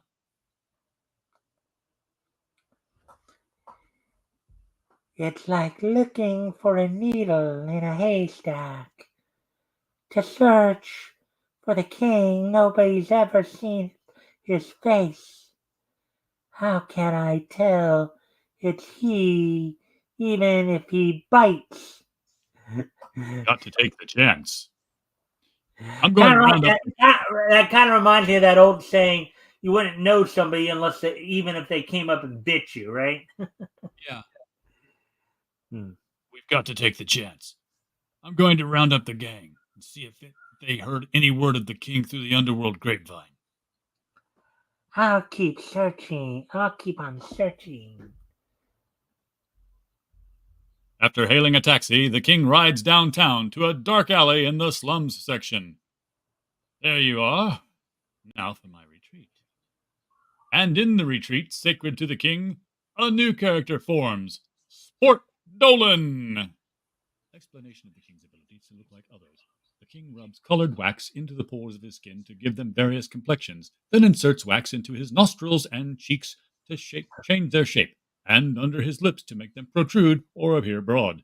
A wardrobe of assorted clothing enables the king to take off nearly any strata of society. A master of makeup and acting, the king literally adopts the personality of the person he decides to portray. So that's a nice little explanation they threw in there, huh? Yeah. Back on Broadway. That only took me half an hour. The old lady should still be here. Hello, Sport. Oh, Hello, Sport. You were gone long. You weren't gone long. Any news about the king? Sport Dolan is her henchman. He made himself look like her henchman so he could sidle up to her. She is after me. No news. The witch has failed. I can't locate hide or hair of him. Let's go back into the house. Like, I like a lot of these older sayings they throw. Well, of course, this is from like 80 years ago, 85 years ago. But, Yeah. it's still kind of fun to see these. The Dallowin house, and hurry. Expect anyone later tonight? No, no, of course not. You and I are going to devise some means of trapping the king. We don't want to be disturbed. But the witch has a surprise for the king. He didn't know she was really young and beautiful. Say, she isn't an old dame at all.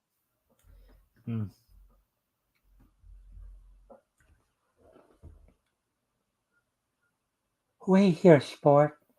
I'm going to change into something comfortable. The attractive witch almost takes King's breath away, but he covers up well. Look at that. Already a little romantic tension happening there, as I told you here, right? This is actually the first time I've actually full on read the story. I've read the synopses before. I've read the synopses of these stories before. This is like the first time I've actually read the full story. Yeah, she slips into something more comfortable, which is of course a floor-length, tight-fitting red dress that buttons right around the collar. Yeah, that's more comfortable. Yeah. Well, I think that was maybe suiting like more look more attractive. I think the way they were trying to put it there.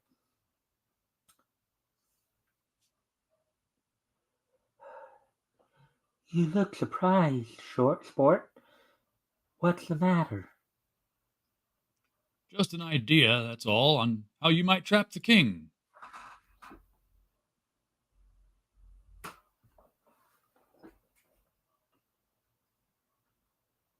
Why not advertise among the underworld for his help?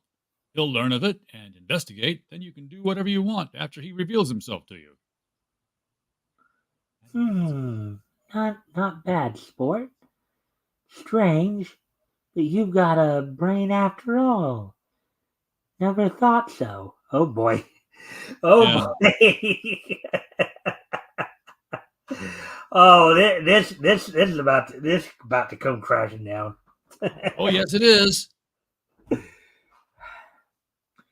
You don't seem like yourself, Sport. You're more forceful. I can feel it. Maybe I'm growing up. At that moment, what the? Sport. But Sport is here.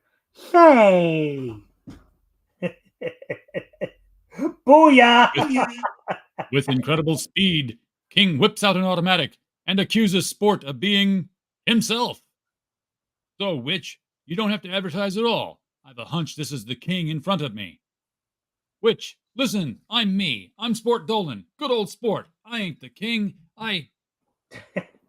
Oh boy, you almost have to kind of wonder where this is gonna go. Yeah. Well, if you want to question him and show him up, go ahead. I'll wait in the next room. He's the king. Don't let him get away, Witch. I thought you'd say that. Any nitwit would. I'm surprised at you, King. But despite that, I'll wait inside. Okay. So between those two, who do you think the real king is? Between going back to the middle panel here, between the two there, the one holding the gun or the one not holding the gun? Which one is The the one king? holding the gun. We heard his thoughts earlier.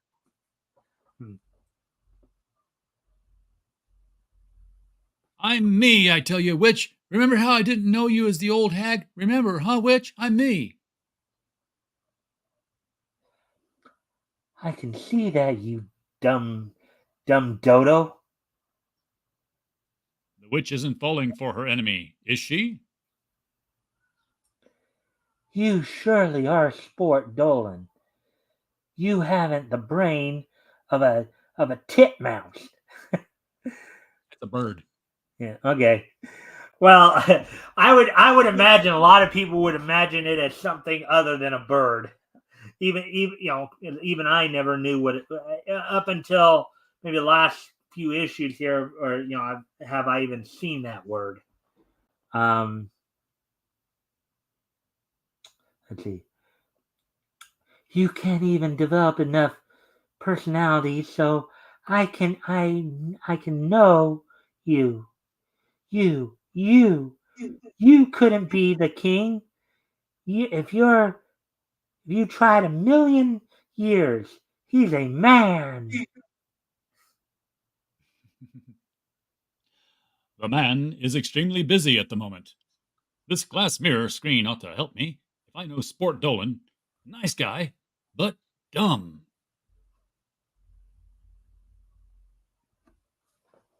They stole these, so they don't belong to her. I'll have to take them and advertise for the rightful owners, if I can locate them.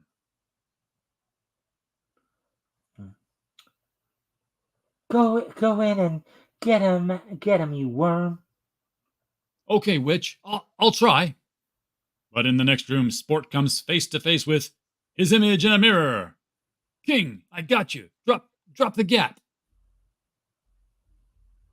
Sport doesn't dare shoot.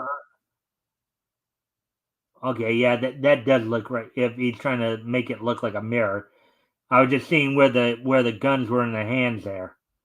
Yeah, it's a mirror. Sport doesn't dare shoot for fear the king will shoot too. Come on now, drop the gat. I got you cornered. Through the use of the fire escape outside the building, the king enters the living room.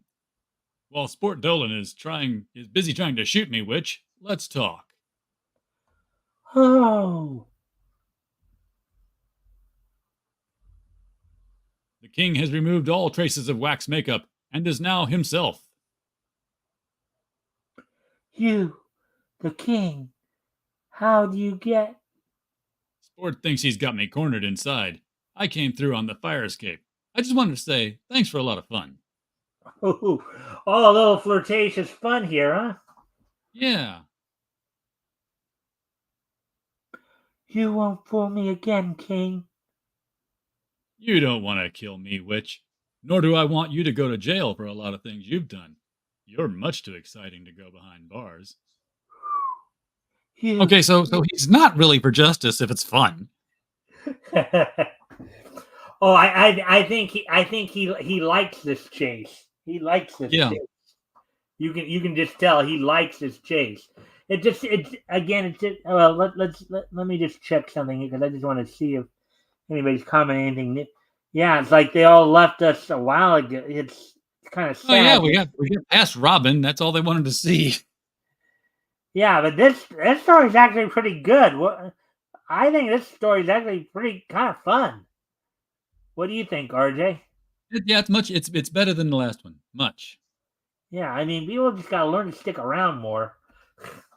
You gotta save the headliners for last. If you're promising, first appearance of Robin, that's gotta be the last story. Make them stick. Well, the only problem is that I look at it more from a time management. I always go with the stories that have the longest page counts first, because they're the ones that are going to take the longest. That was a 12-pager, where like this one's like a 5-pager. Now, granted, the Hawkman story will be a 10-pager, but you kind of get what I'm saying, right? You kind of get what I'm. It's a time management thing. Yeah, I guess. You. Pleasant dreams, good looking. If I dream about you, I'll have nightmares. The witch's wrath at being fooled vents itself on Sport Dolan. He certainly fooled you, all right? Stopped cold by your own reflection in a mirror.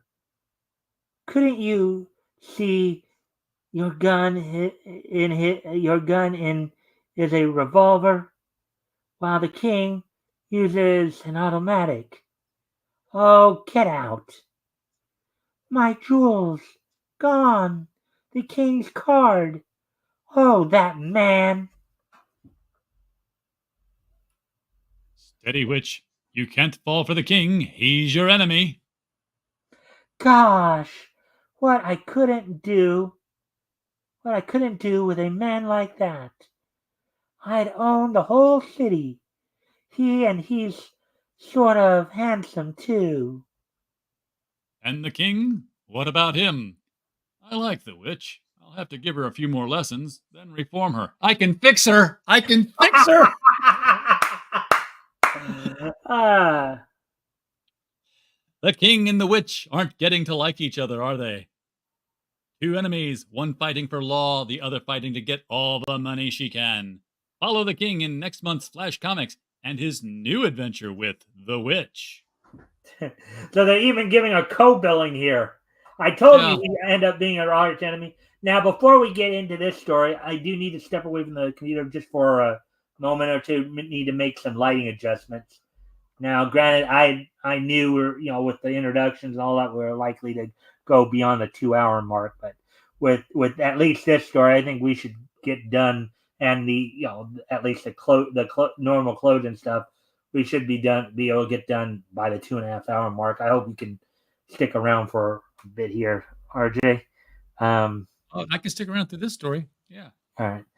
So, anyways, well, we'll probably wrap up after this, just so we don't go super long.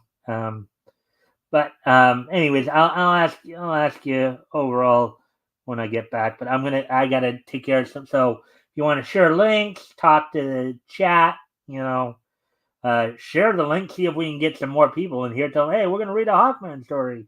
Right. Strum some stuff up. All right. Well, anyways, I'll be right back.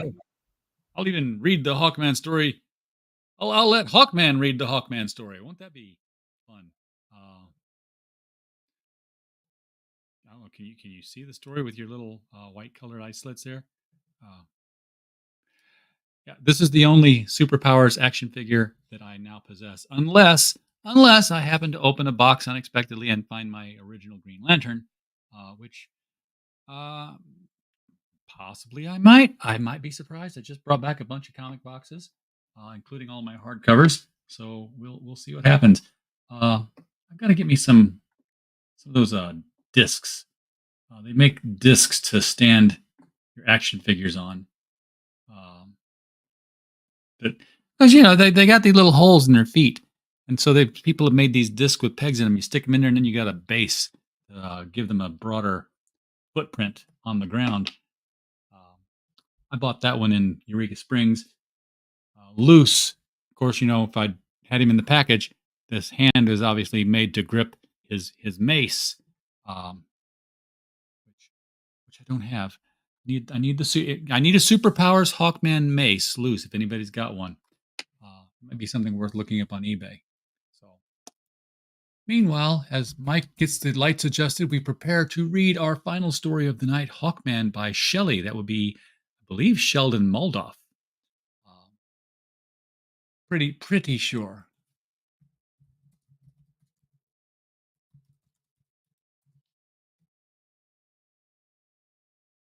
Oh, look, you can get just the mace. They want $25 for it because they know if you're missing it, you want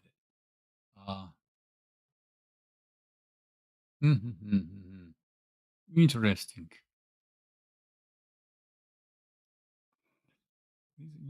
These are not bad prices for these Hawkman figures.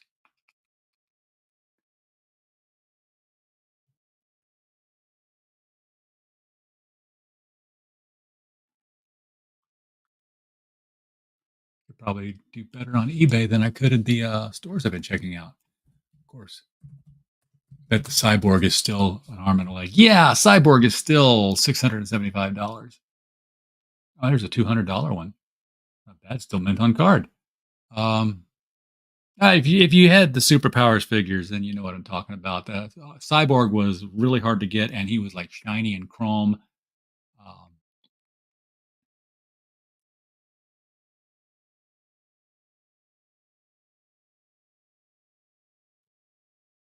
Of course, the ones I would really want. I don't know which ones I would rather get now. Oh, look at me going on eBay to buying action figures. I don't need action figures. I need action figures. I got shelf space to put them on. Gosh, I'd love to get an original Flash, but I don't want the new one. Here's the thing: the new superpowers figures that McFarlane's putting out, they don't have a super ability. They're just an action figure. Like this Hawkman here, the original here. You just press his legs together and the wings flapped. They all did something. They all threw a punch, or their legs kicked and ran, or something. No, not so much. These new ones. Ooh, there's a Flash with the comic book, because all of them came with like a little mini comic too. These were fantastic. $27 for the Flash and his mini comic. That looks promising. It's in good shape.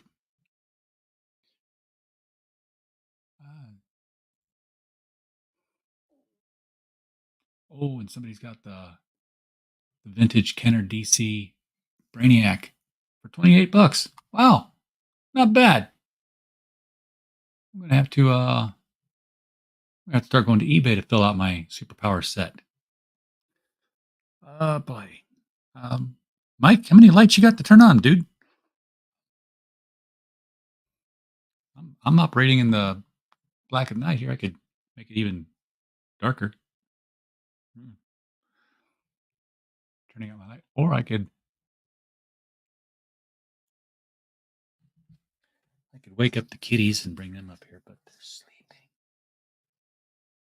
Hey, you guys are gonna be up all night if you sleep now. They won't leave my side. They have. Yeah, I heard you. Pushing at each other. Each of them's taking up too much of the bed. All right. Sorry about that. It took a little longer than thought, but anyways, so before we get into this story, to kind of explain why I chose it. There is, from reading the synopsis, I read something in the synopsis that kind of caught my attention about this story. It's like one of the earliest experience where they alluded to a particular act. It was kind of implied or inferred that it was a possibility, but they didn't actually do it here. But they would do it in comics, let's say about 45 years after this. That's the clue I'll drop for you. To me, when I read the synopsis, the story is titled "The Kidnapping." Retroactively, the story was titled "The Kidnapping of Iona Craig." So I'll just leave you with that. Something to look forward to. Okay. Anyways, let's get into this. This will, consider we're already past the 2-hour mark. This will be the last story of the night, and then we will, and of course I'll do the This Day in Each History, and we'll wrap things up. All right. Another episode of the Winged Phantom of the Night, who from time immemorial has fought the cause of justice against the forces of evil. The Hawkman fights the evils of the present with the weapons of the past.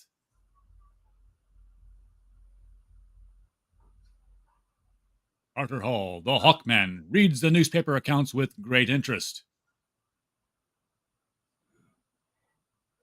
I'll again to try to make things go a little fast. I'll let you do the male voices. I'll do the woman voice here. All right. Strange. This attack. One was made last month on the King of Emporia, and before that, an attack on the Premier of Frappe. I wonder what's behind them. Later that night, during the intermission at the Metropolitan Opera House, this fresh air feels good. Same sort of fellow that tried to kill the president. Maybe he's after somebody. No, we just racial profiling right here, right now. That's nothing more. Oh, and not a thing has changed in 80 years either. Hala, yalla, die. The crazed Easterner leaps for a young blonde girl. Still nothing changed. Carter Hall interferes. This'll hold you. Well, if I'm not mistaken, this is a conjurer.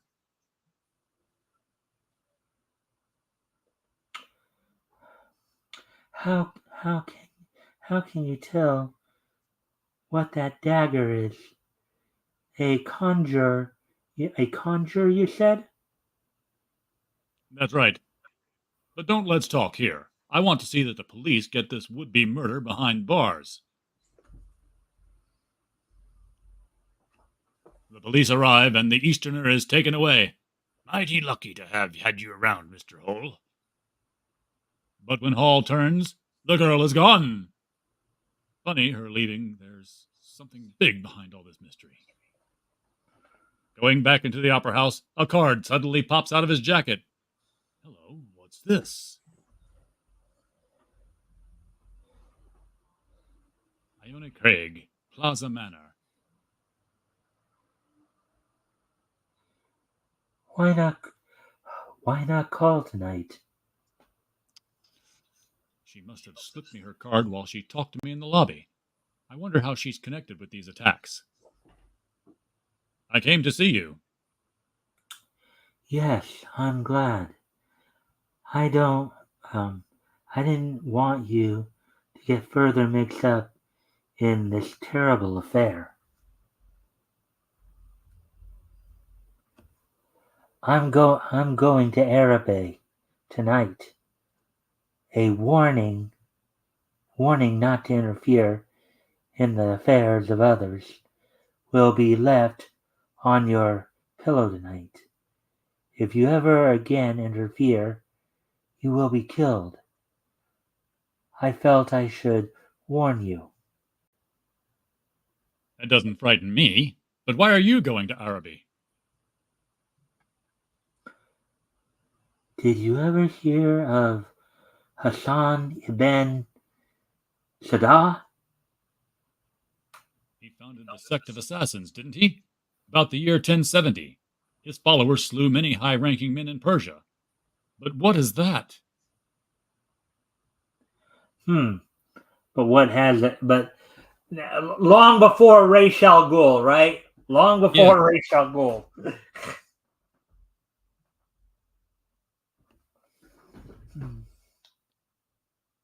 They have been revived. They have been revived. Even now they plan a worldwide murder plot to kill those in authority in all countries and set up their own rulers. That explains those attacks on the president, the king, and the premier. Scroll up. Oh, it's a messed up column thing. I should have known this conjure is their murder weapon. But why are you mixed up in it?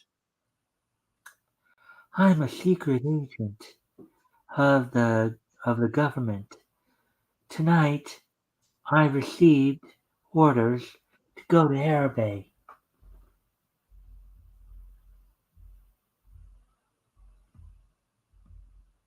If they know Iona Craig is a secret agent, why send her to Araby? The assassins will only kill her. She ought to have a bodyguard.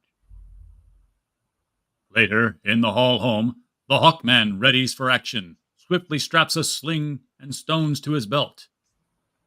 Bodyguard to a secret agent? That's the Hawkman's mission. I was getting stale loping around this past month.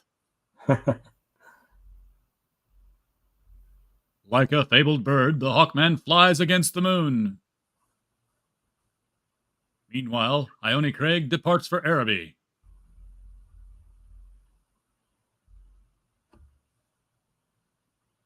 During the long days... Wait a second. How do you read this one? I think the middle, then you go left, right. I think it's actually left and middle and right here, because it's like, the same boat that Ione sails on has a curious stowaway. During the long days, the Hawk flies far out over the ocean. Okay. And at night, he attaches himself to the stern of the ship and floats along in the air by means of the gravity-resisting ninth metal that forms his belt. Yeah, kind of an interesting way they did the panels here, huh? Yeah, it is. At Shepherd's Hotel in Cairo. So far to come, and my mission is so perilous. I wish I had someone to turn to. Oh, who are you? The Hawkman, at your service, Ione Craig.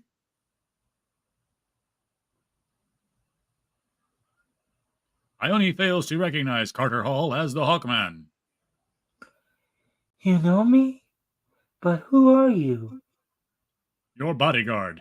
Is there anything I can do to help you in your fight against the assassins? Maybe you can. Here's a map of the district, which Alamat, City of Assassins, is located. To make sure of the city's location, I need someone to find it for me. I'll find it. I'll prepare for an air raid. The government officials will help if they know where the city is. The Hawkman is off on his mission. During the terrific daytime heat, the Hawk rests at a desert lake.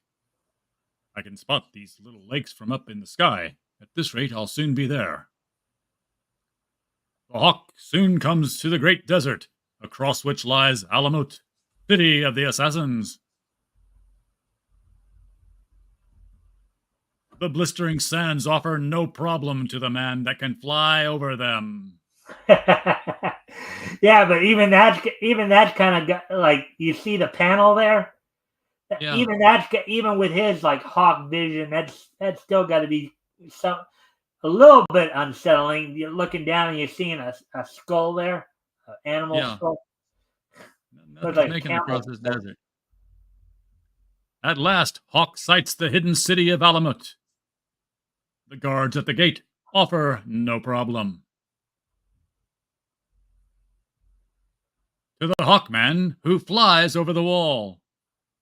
A mere shadow among shadows, the Hawkman inspects the city. That must be the palace ahead. Back in Cairo, Ione Craig wanders through the shop district. She's a secret agent. He's doing the work. I'm going shopping. Suddenly, two assassins leap from a dark street. Oh! Hurry, Yala, hurry. Even we cannot kidnap two openly. In the palace at Alamut. Bitch Abdul and Ben Hathor. Quickly, else I behead you. Oh, Ben Hathor, that's a villain name. I know that one. Our efforts in America, in Emporia, and in Frappe are close to success. Soon we shall have news of the deaths of their leaders. Good. Then I, Hassan ibn Sarah, descendant of my mighty ancestor of the same name, shall place men on thrones in all those countries. I shall be the first ruler of all the world. A keen pair of eyes watch this fanatical outburst. I can lay low that Hassan nut. I can end all this nonsense. The Hawkman's attention is distracted by a new arrival. Almighty Hassan ibn Sarah, this is the American spy girl. We found her in Cairo. A golden girl to amuse me. Well done. She shall become one of my wives. Ha ha! Okay. Before I go, do you kind of get what my clue is about there, RJ? Nope, not a clue. Nope. I I don't know said what I this said ritual they has were to do. alluding to it. They didn't actually full on do it, but they would actually do it in comics about 45 years later. I don't know it. You don't get, because I read this in the synopsis. So the suggestion here is she's likely to be SA'd. Oh, okay. Likely to be. Well, he's coming They on to it pretty alluded to strongly. it. They alluded to it. From what I read in the synopsis, they didn't actually do it, but they were like making it out like they were going, like the guy was gonna like SA or ARPer basically. Yeah, gotcha. Yep. The grapes are there. Tense with anger, the hawk unfurls his Hold sling. on. And, I didn't read her line. I oh, had to give that little tidbit to you there. Help! Hawk! Hawk! Now go. tense with anger, the hawk unfurls his sling, and Ione is too close to Hassan. Might hit her. I'll have to get Mr. Hathor first. And I believe that Hathor is the original enemy of Prince Khufu, the reincarnated version. Abdul bin Hathor becomes a thing of the past when the Hawkmen's I throw actually a thought good. that was half set. Yeah, well, it was Hathor set Hathor, hat set. They played games with the names. Terrified, Hassan finally sees the Hawkman high above. Archers! Archers! Shoot that man! The archers arrive on the run, but their arrows find only thin air where the Hawkman was. As soon as it's dark, I'm going in after Ione. There's a better chance of escape at night. That night, I'll have my sling ready for emergencies like this.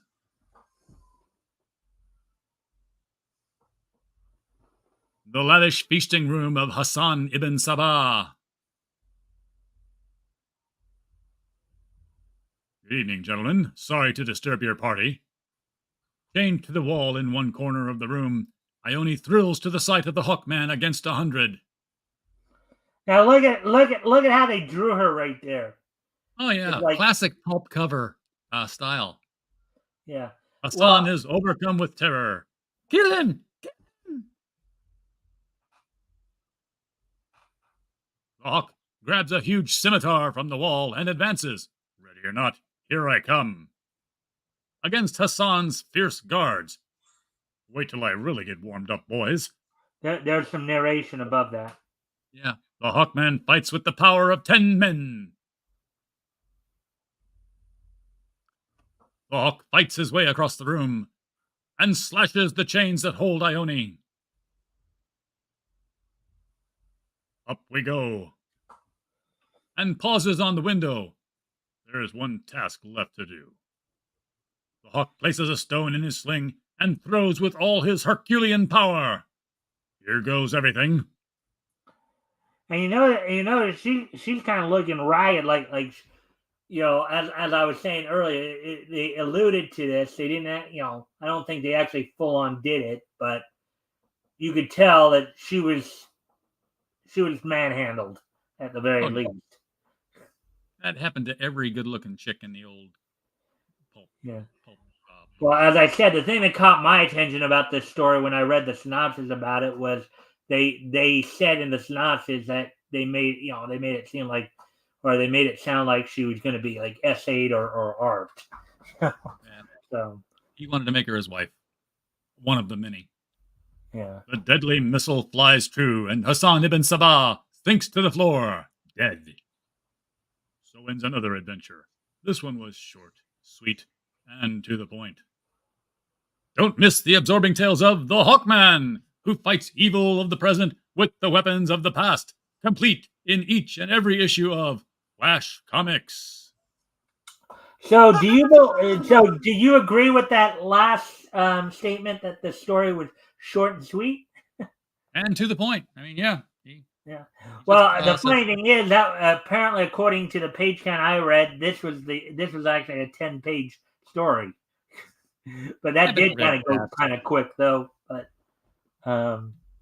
yeah, but that it was like because I never thought like in the golden age there you would have never seen anything like that where where you would have had such topics as like essay or art. No, all the time.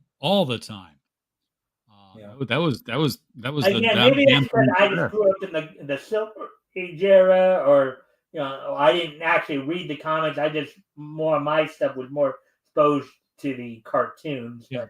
But, I don't know why he thought this adventure was short and sweet, because there was an ocean voyage involved that went on for weeks, and then he was flying across a desert looking for a lost city. Like, this was not an afternoon jaunt.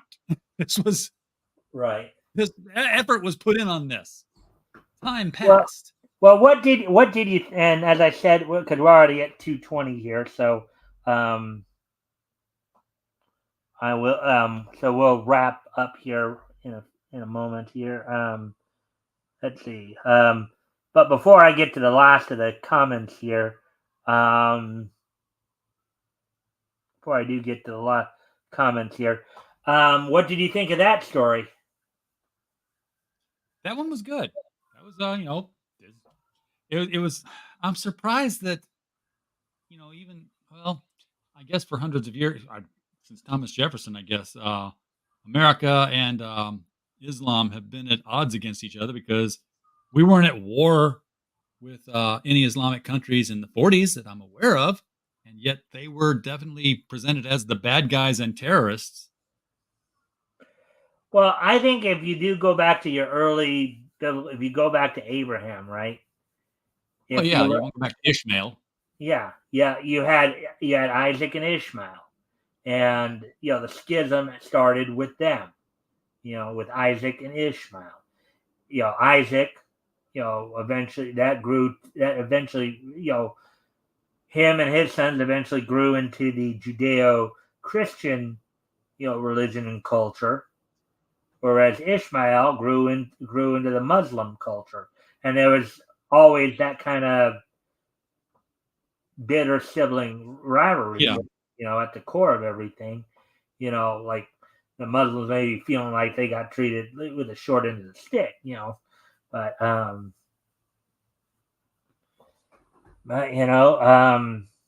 but with that, let's get through these last chats here. Let's see. What's your favorite Seattle, Washington anime voice?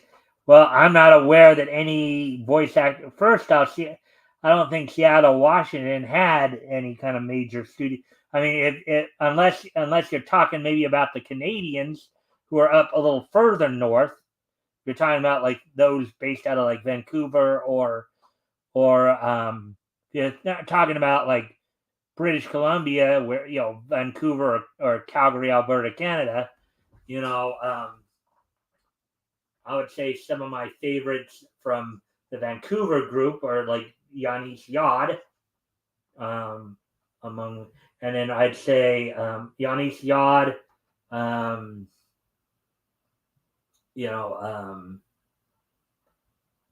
would say the Dobson brothers. I guess if I had to pick some favorites there from the Calgary group, it would have been like Carolyn Day, Lucas Gilbertson. Some of these people are people I've actually talked to online a bit, so or met. So that probably is where. And I guess you sent me a private message.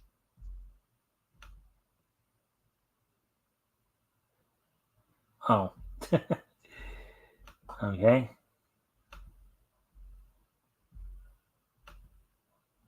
Let's see. Will you watch Ninja Kamui? I think I have watched Ninja Kamui, I think. In fact, yeah, I have watched it because that just finished up. What's your favorite 1961 cartoon? I would probably have to say Yogi Bear.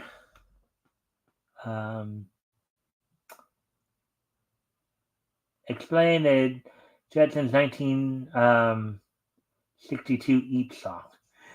That one was based. It was That was based on an episode called Date with Jet Screamer. Um, Judy, Bailey Elroy and his friend wrote a secret code. Judy wrote a song for a song contest. George thought that if he put in the gibberish of Elroy's code, that would get Judy to lose the contest, and maybe that would, hopefully, kind of break her whole obsession with Jet Screamer. Ended up working the opposite, and that ended up becoming quite a popular song too. And I don't even know that language. Oh, Gail guesses. Oh, our Portuguese friend is here. I don't have Google Translate. Rick is the one who had Google Translate. Frosty Baskets. Is Laura Bailey done with it? Not that I know of. I think she still does. She does more work out here in LA, I think. Anything else? Should Vic move to Canada and join Ocean? I don't know if I think he's doing fine more or less with what he's doing. He's kind of running his own company. He's running his own stuff now. Let's see. Whatever happened to Kirby Moroku? Kirby passed away, I think, a few years during the pandemic. Not from the pandemic. He had been suffering some issues for a while, and unfortunately, decided to take matters into his own hands, as it were. So with that, anyways, let's get ready to close things out here. So what we will do now, of course, and we are at the end of the show. Oh, actually, before I do get to that, RJ, overall, what did you think of the show tonight? How did you like the show tonight overall? It is always fun to get on here and read the old comics. Yeah, and tonight we had some pretty fun. We had at least a couple of fun stories in there, right? Yes, absolutely. Yeah. What would you say was your favorite feature tonight that we went over? It's got to be the first appearance of Robin. First appearance of Robin. And what was the worst? Oh, definitely the Zatara story. All right. Looking at, of course, just drawing some comparisons of the writing, the writing back then, to the writing now, and the art back then and the art back now. Do you have any thoughts? In comparing as I said, the writing and art of that time to writing and art of now? Do you have any thoughts that you want to share with everybody? The art was always very simple in a Golden Age story, but it was passable. It got the story told. That was what's most important about the art in comics. You have anything you want to say about the writing or anything like that, or storytelling? Writing was, they rushed a story out every month, so it wasn't deep. It wasn't meant to be deep. It was meant to pull you into an adventure and get it done in a couple of pages. And would you say that could be why we get some of these leaps of logic in these stories, in these early stories? Oh yeah, because they've got that. Sometimes they've got to just jump ahead, burn the house down. What do we do with the house? Burn it. Get rid of it. Just go. Yeah.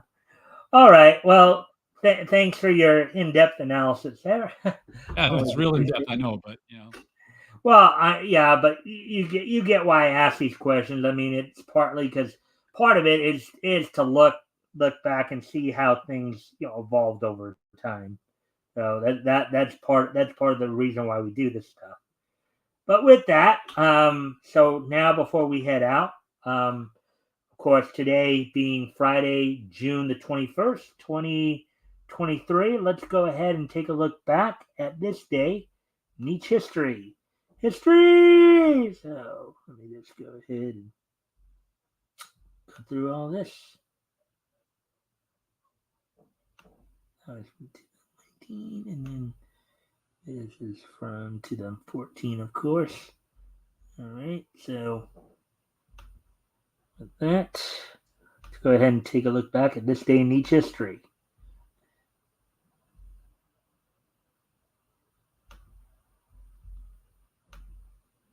All right, first off, I'm going to head back to 1999, which of course was 25 years ago today. This was, of course, the Go Home Raw before WWF at the time held its Monday Night Raw from the Pyramid in Memphis, Tennessee. This was the Go Home Raw before the King of the Ring pay-per-view.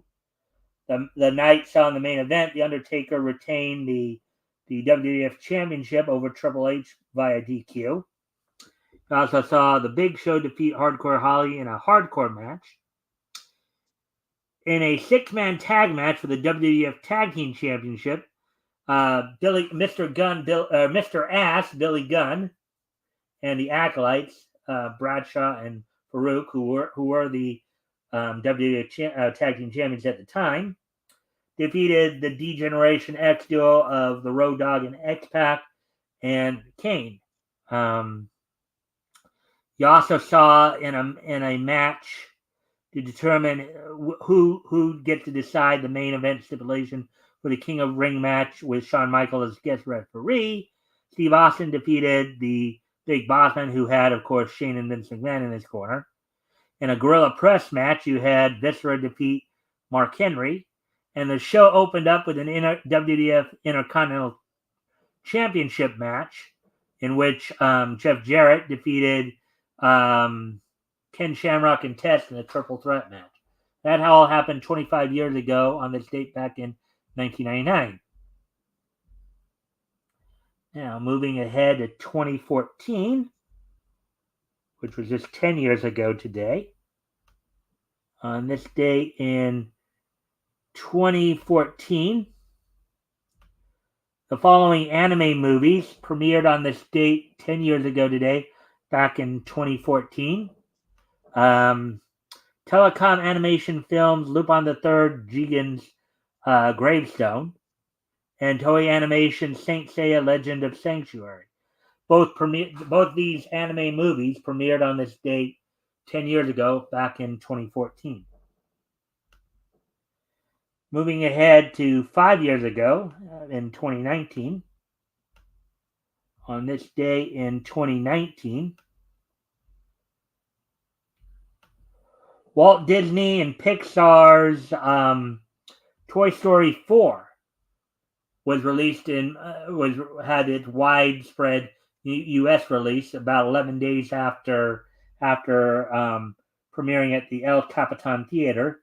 On this date was a more widespread release of Toy Story 4 from Pixar and Walt Disney Studios. On this date 5 years ago today, back in 2019. And finally, we go back just 1 year ago. On this date last year, in 2023,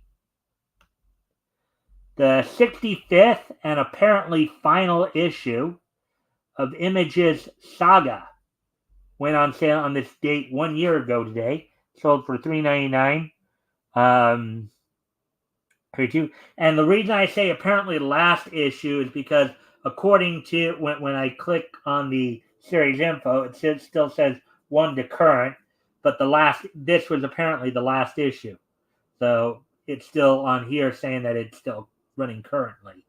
So now, granted, I think the guy who originated this website has since passed on. Other people are running the site, but that's all I got for you guys tonight on the. So of course, before we head out, RJ, did you want to do an out? I had you do an intro. You want to do an outro? Promote anything you're doing. Share any links. Everything is on criticalblast.com. Everything. Just go to criticalblast.com and click one of the 4 tabs on the top. Visit the bookstore. Visit the merch store. Find out what we're going to be writing and publishing next month by going to the publishing page. And that's it. It's all right there. It's made easier now. Yeah. I kind of missed you a couple of weeks ago when I shared the story I had been writing for the last few years with everybody. I would like to hear your input on that. I don't know if you ever got around to watching that or not. That was from it'll be 2 weeks ago this Sunday. So I'll have to go back and check it out. yeah, just it was something I was gonna think of turning into an anime, and then it did get after reading it to the guys and stuff like that, they thought I should go ahead go through with it. But anyways, with that, I thank everybody for being here. Programming note, due to the fact that I got some family engagements this Sunday, we will not be having the panel show this Sunday, weekend edition, but we will, of course, be back for that next Sunday, the 30th. We'll be back here again Monday for the Nietzsche newscast and all that. And of course, next Friday, we will be continuing our March of 1940 coverage, as we will be getting into books that went on sale from, of course, what we knew back then as Timely, what we know now today as Marvel. We'll be reading from, of course, Marvel Mystery Comics, and I think the other one might be Daring Mystery Comics. Actually, here's another little interesting little tidbit on next week's stories too. Apparently, they're going to these two stories, or two of the stories we're going to be going over are going to be the Human Torch and the Namor stories. Partly because of the fact these are the first hints dropping of the potential crossover conflict these two will be having in future issues. So you might want to come back and check that out as well. There's a lot going on in March that you guys, I tell everybody this, that you're all going to want to be coming onto the show for. RJ, if you can stick around for a couple minutes, because there's some other piece of business I want to talk to you about real quick before I separate. But with that, I thank everybody for being here, and I hope everybody enjoyed the show. And we will see, and I'll see y'all back here on Monday. Bye.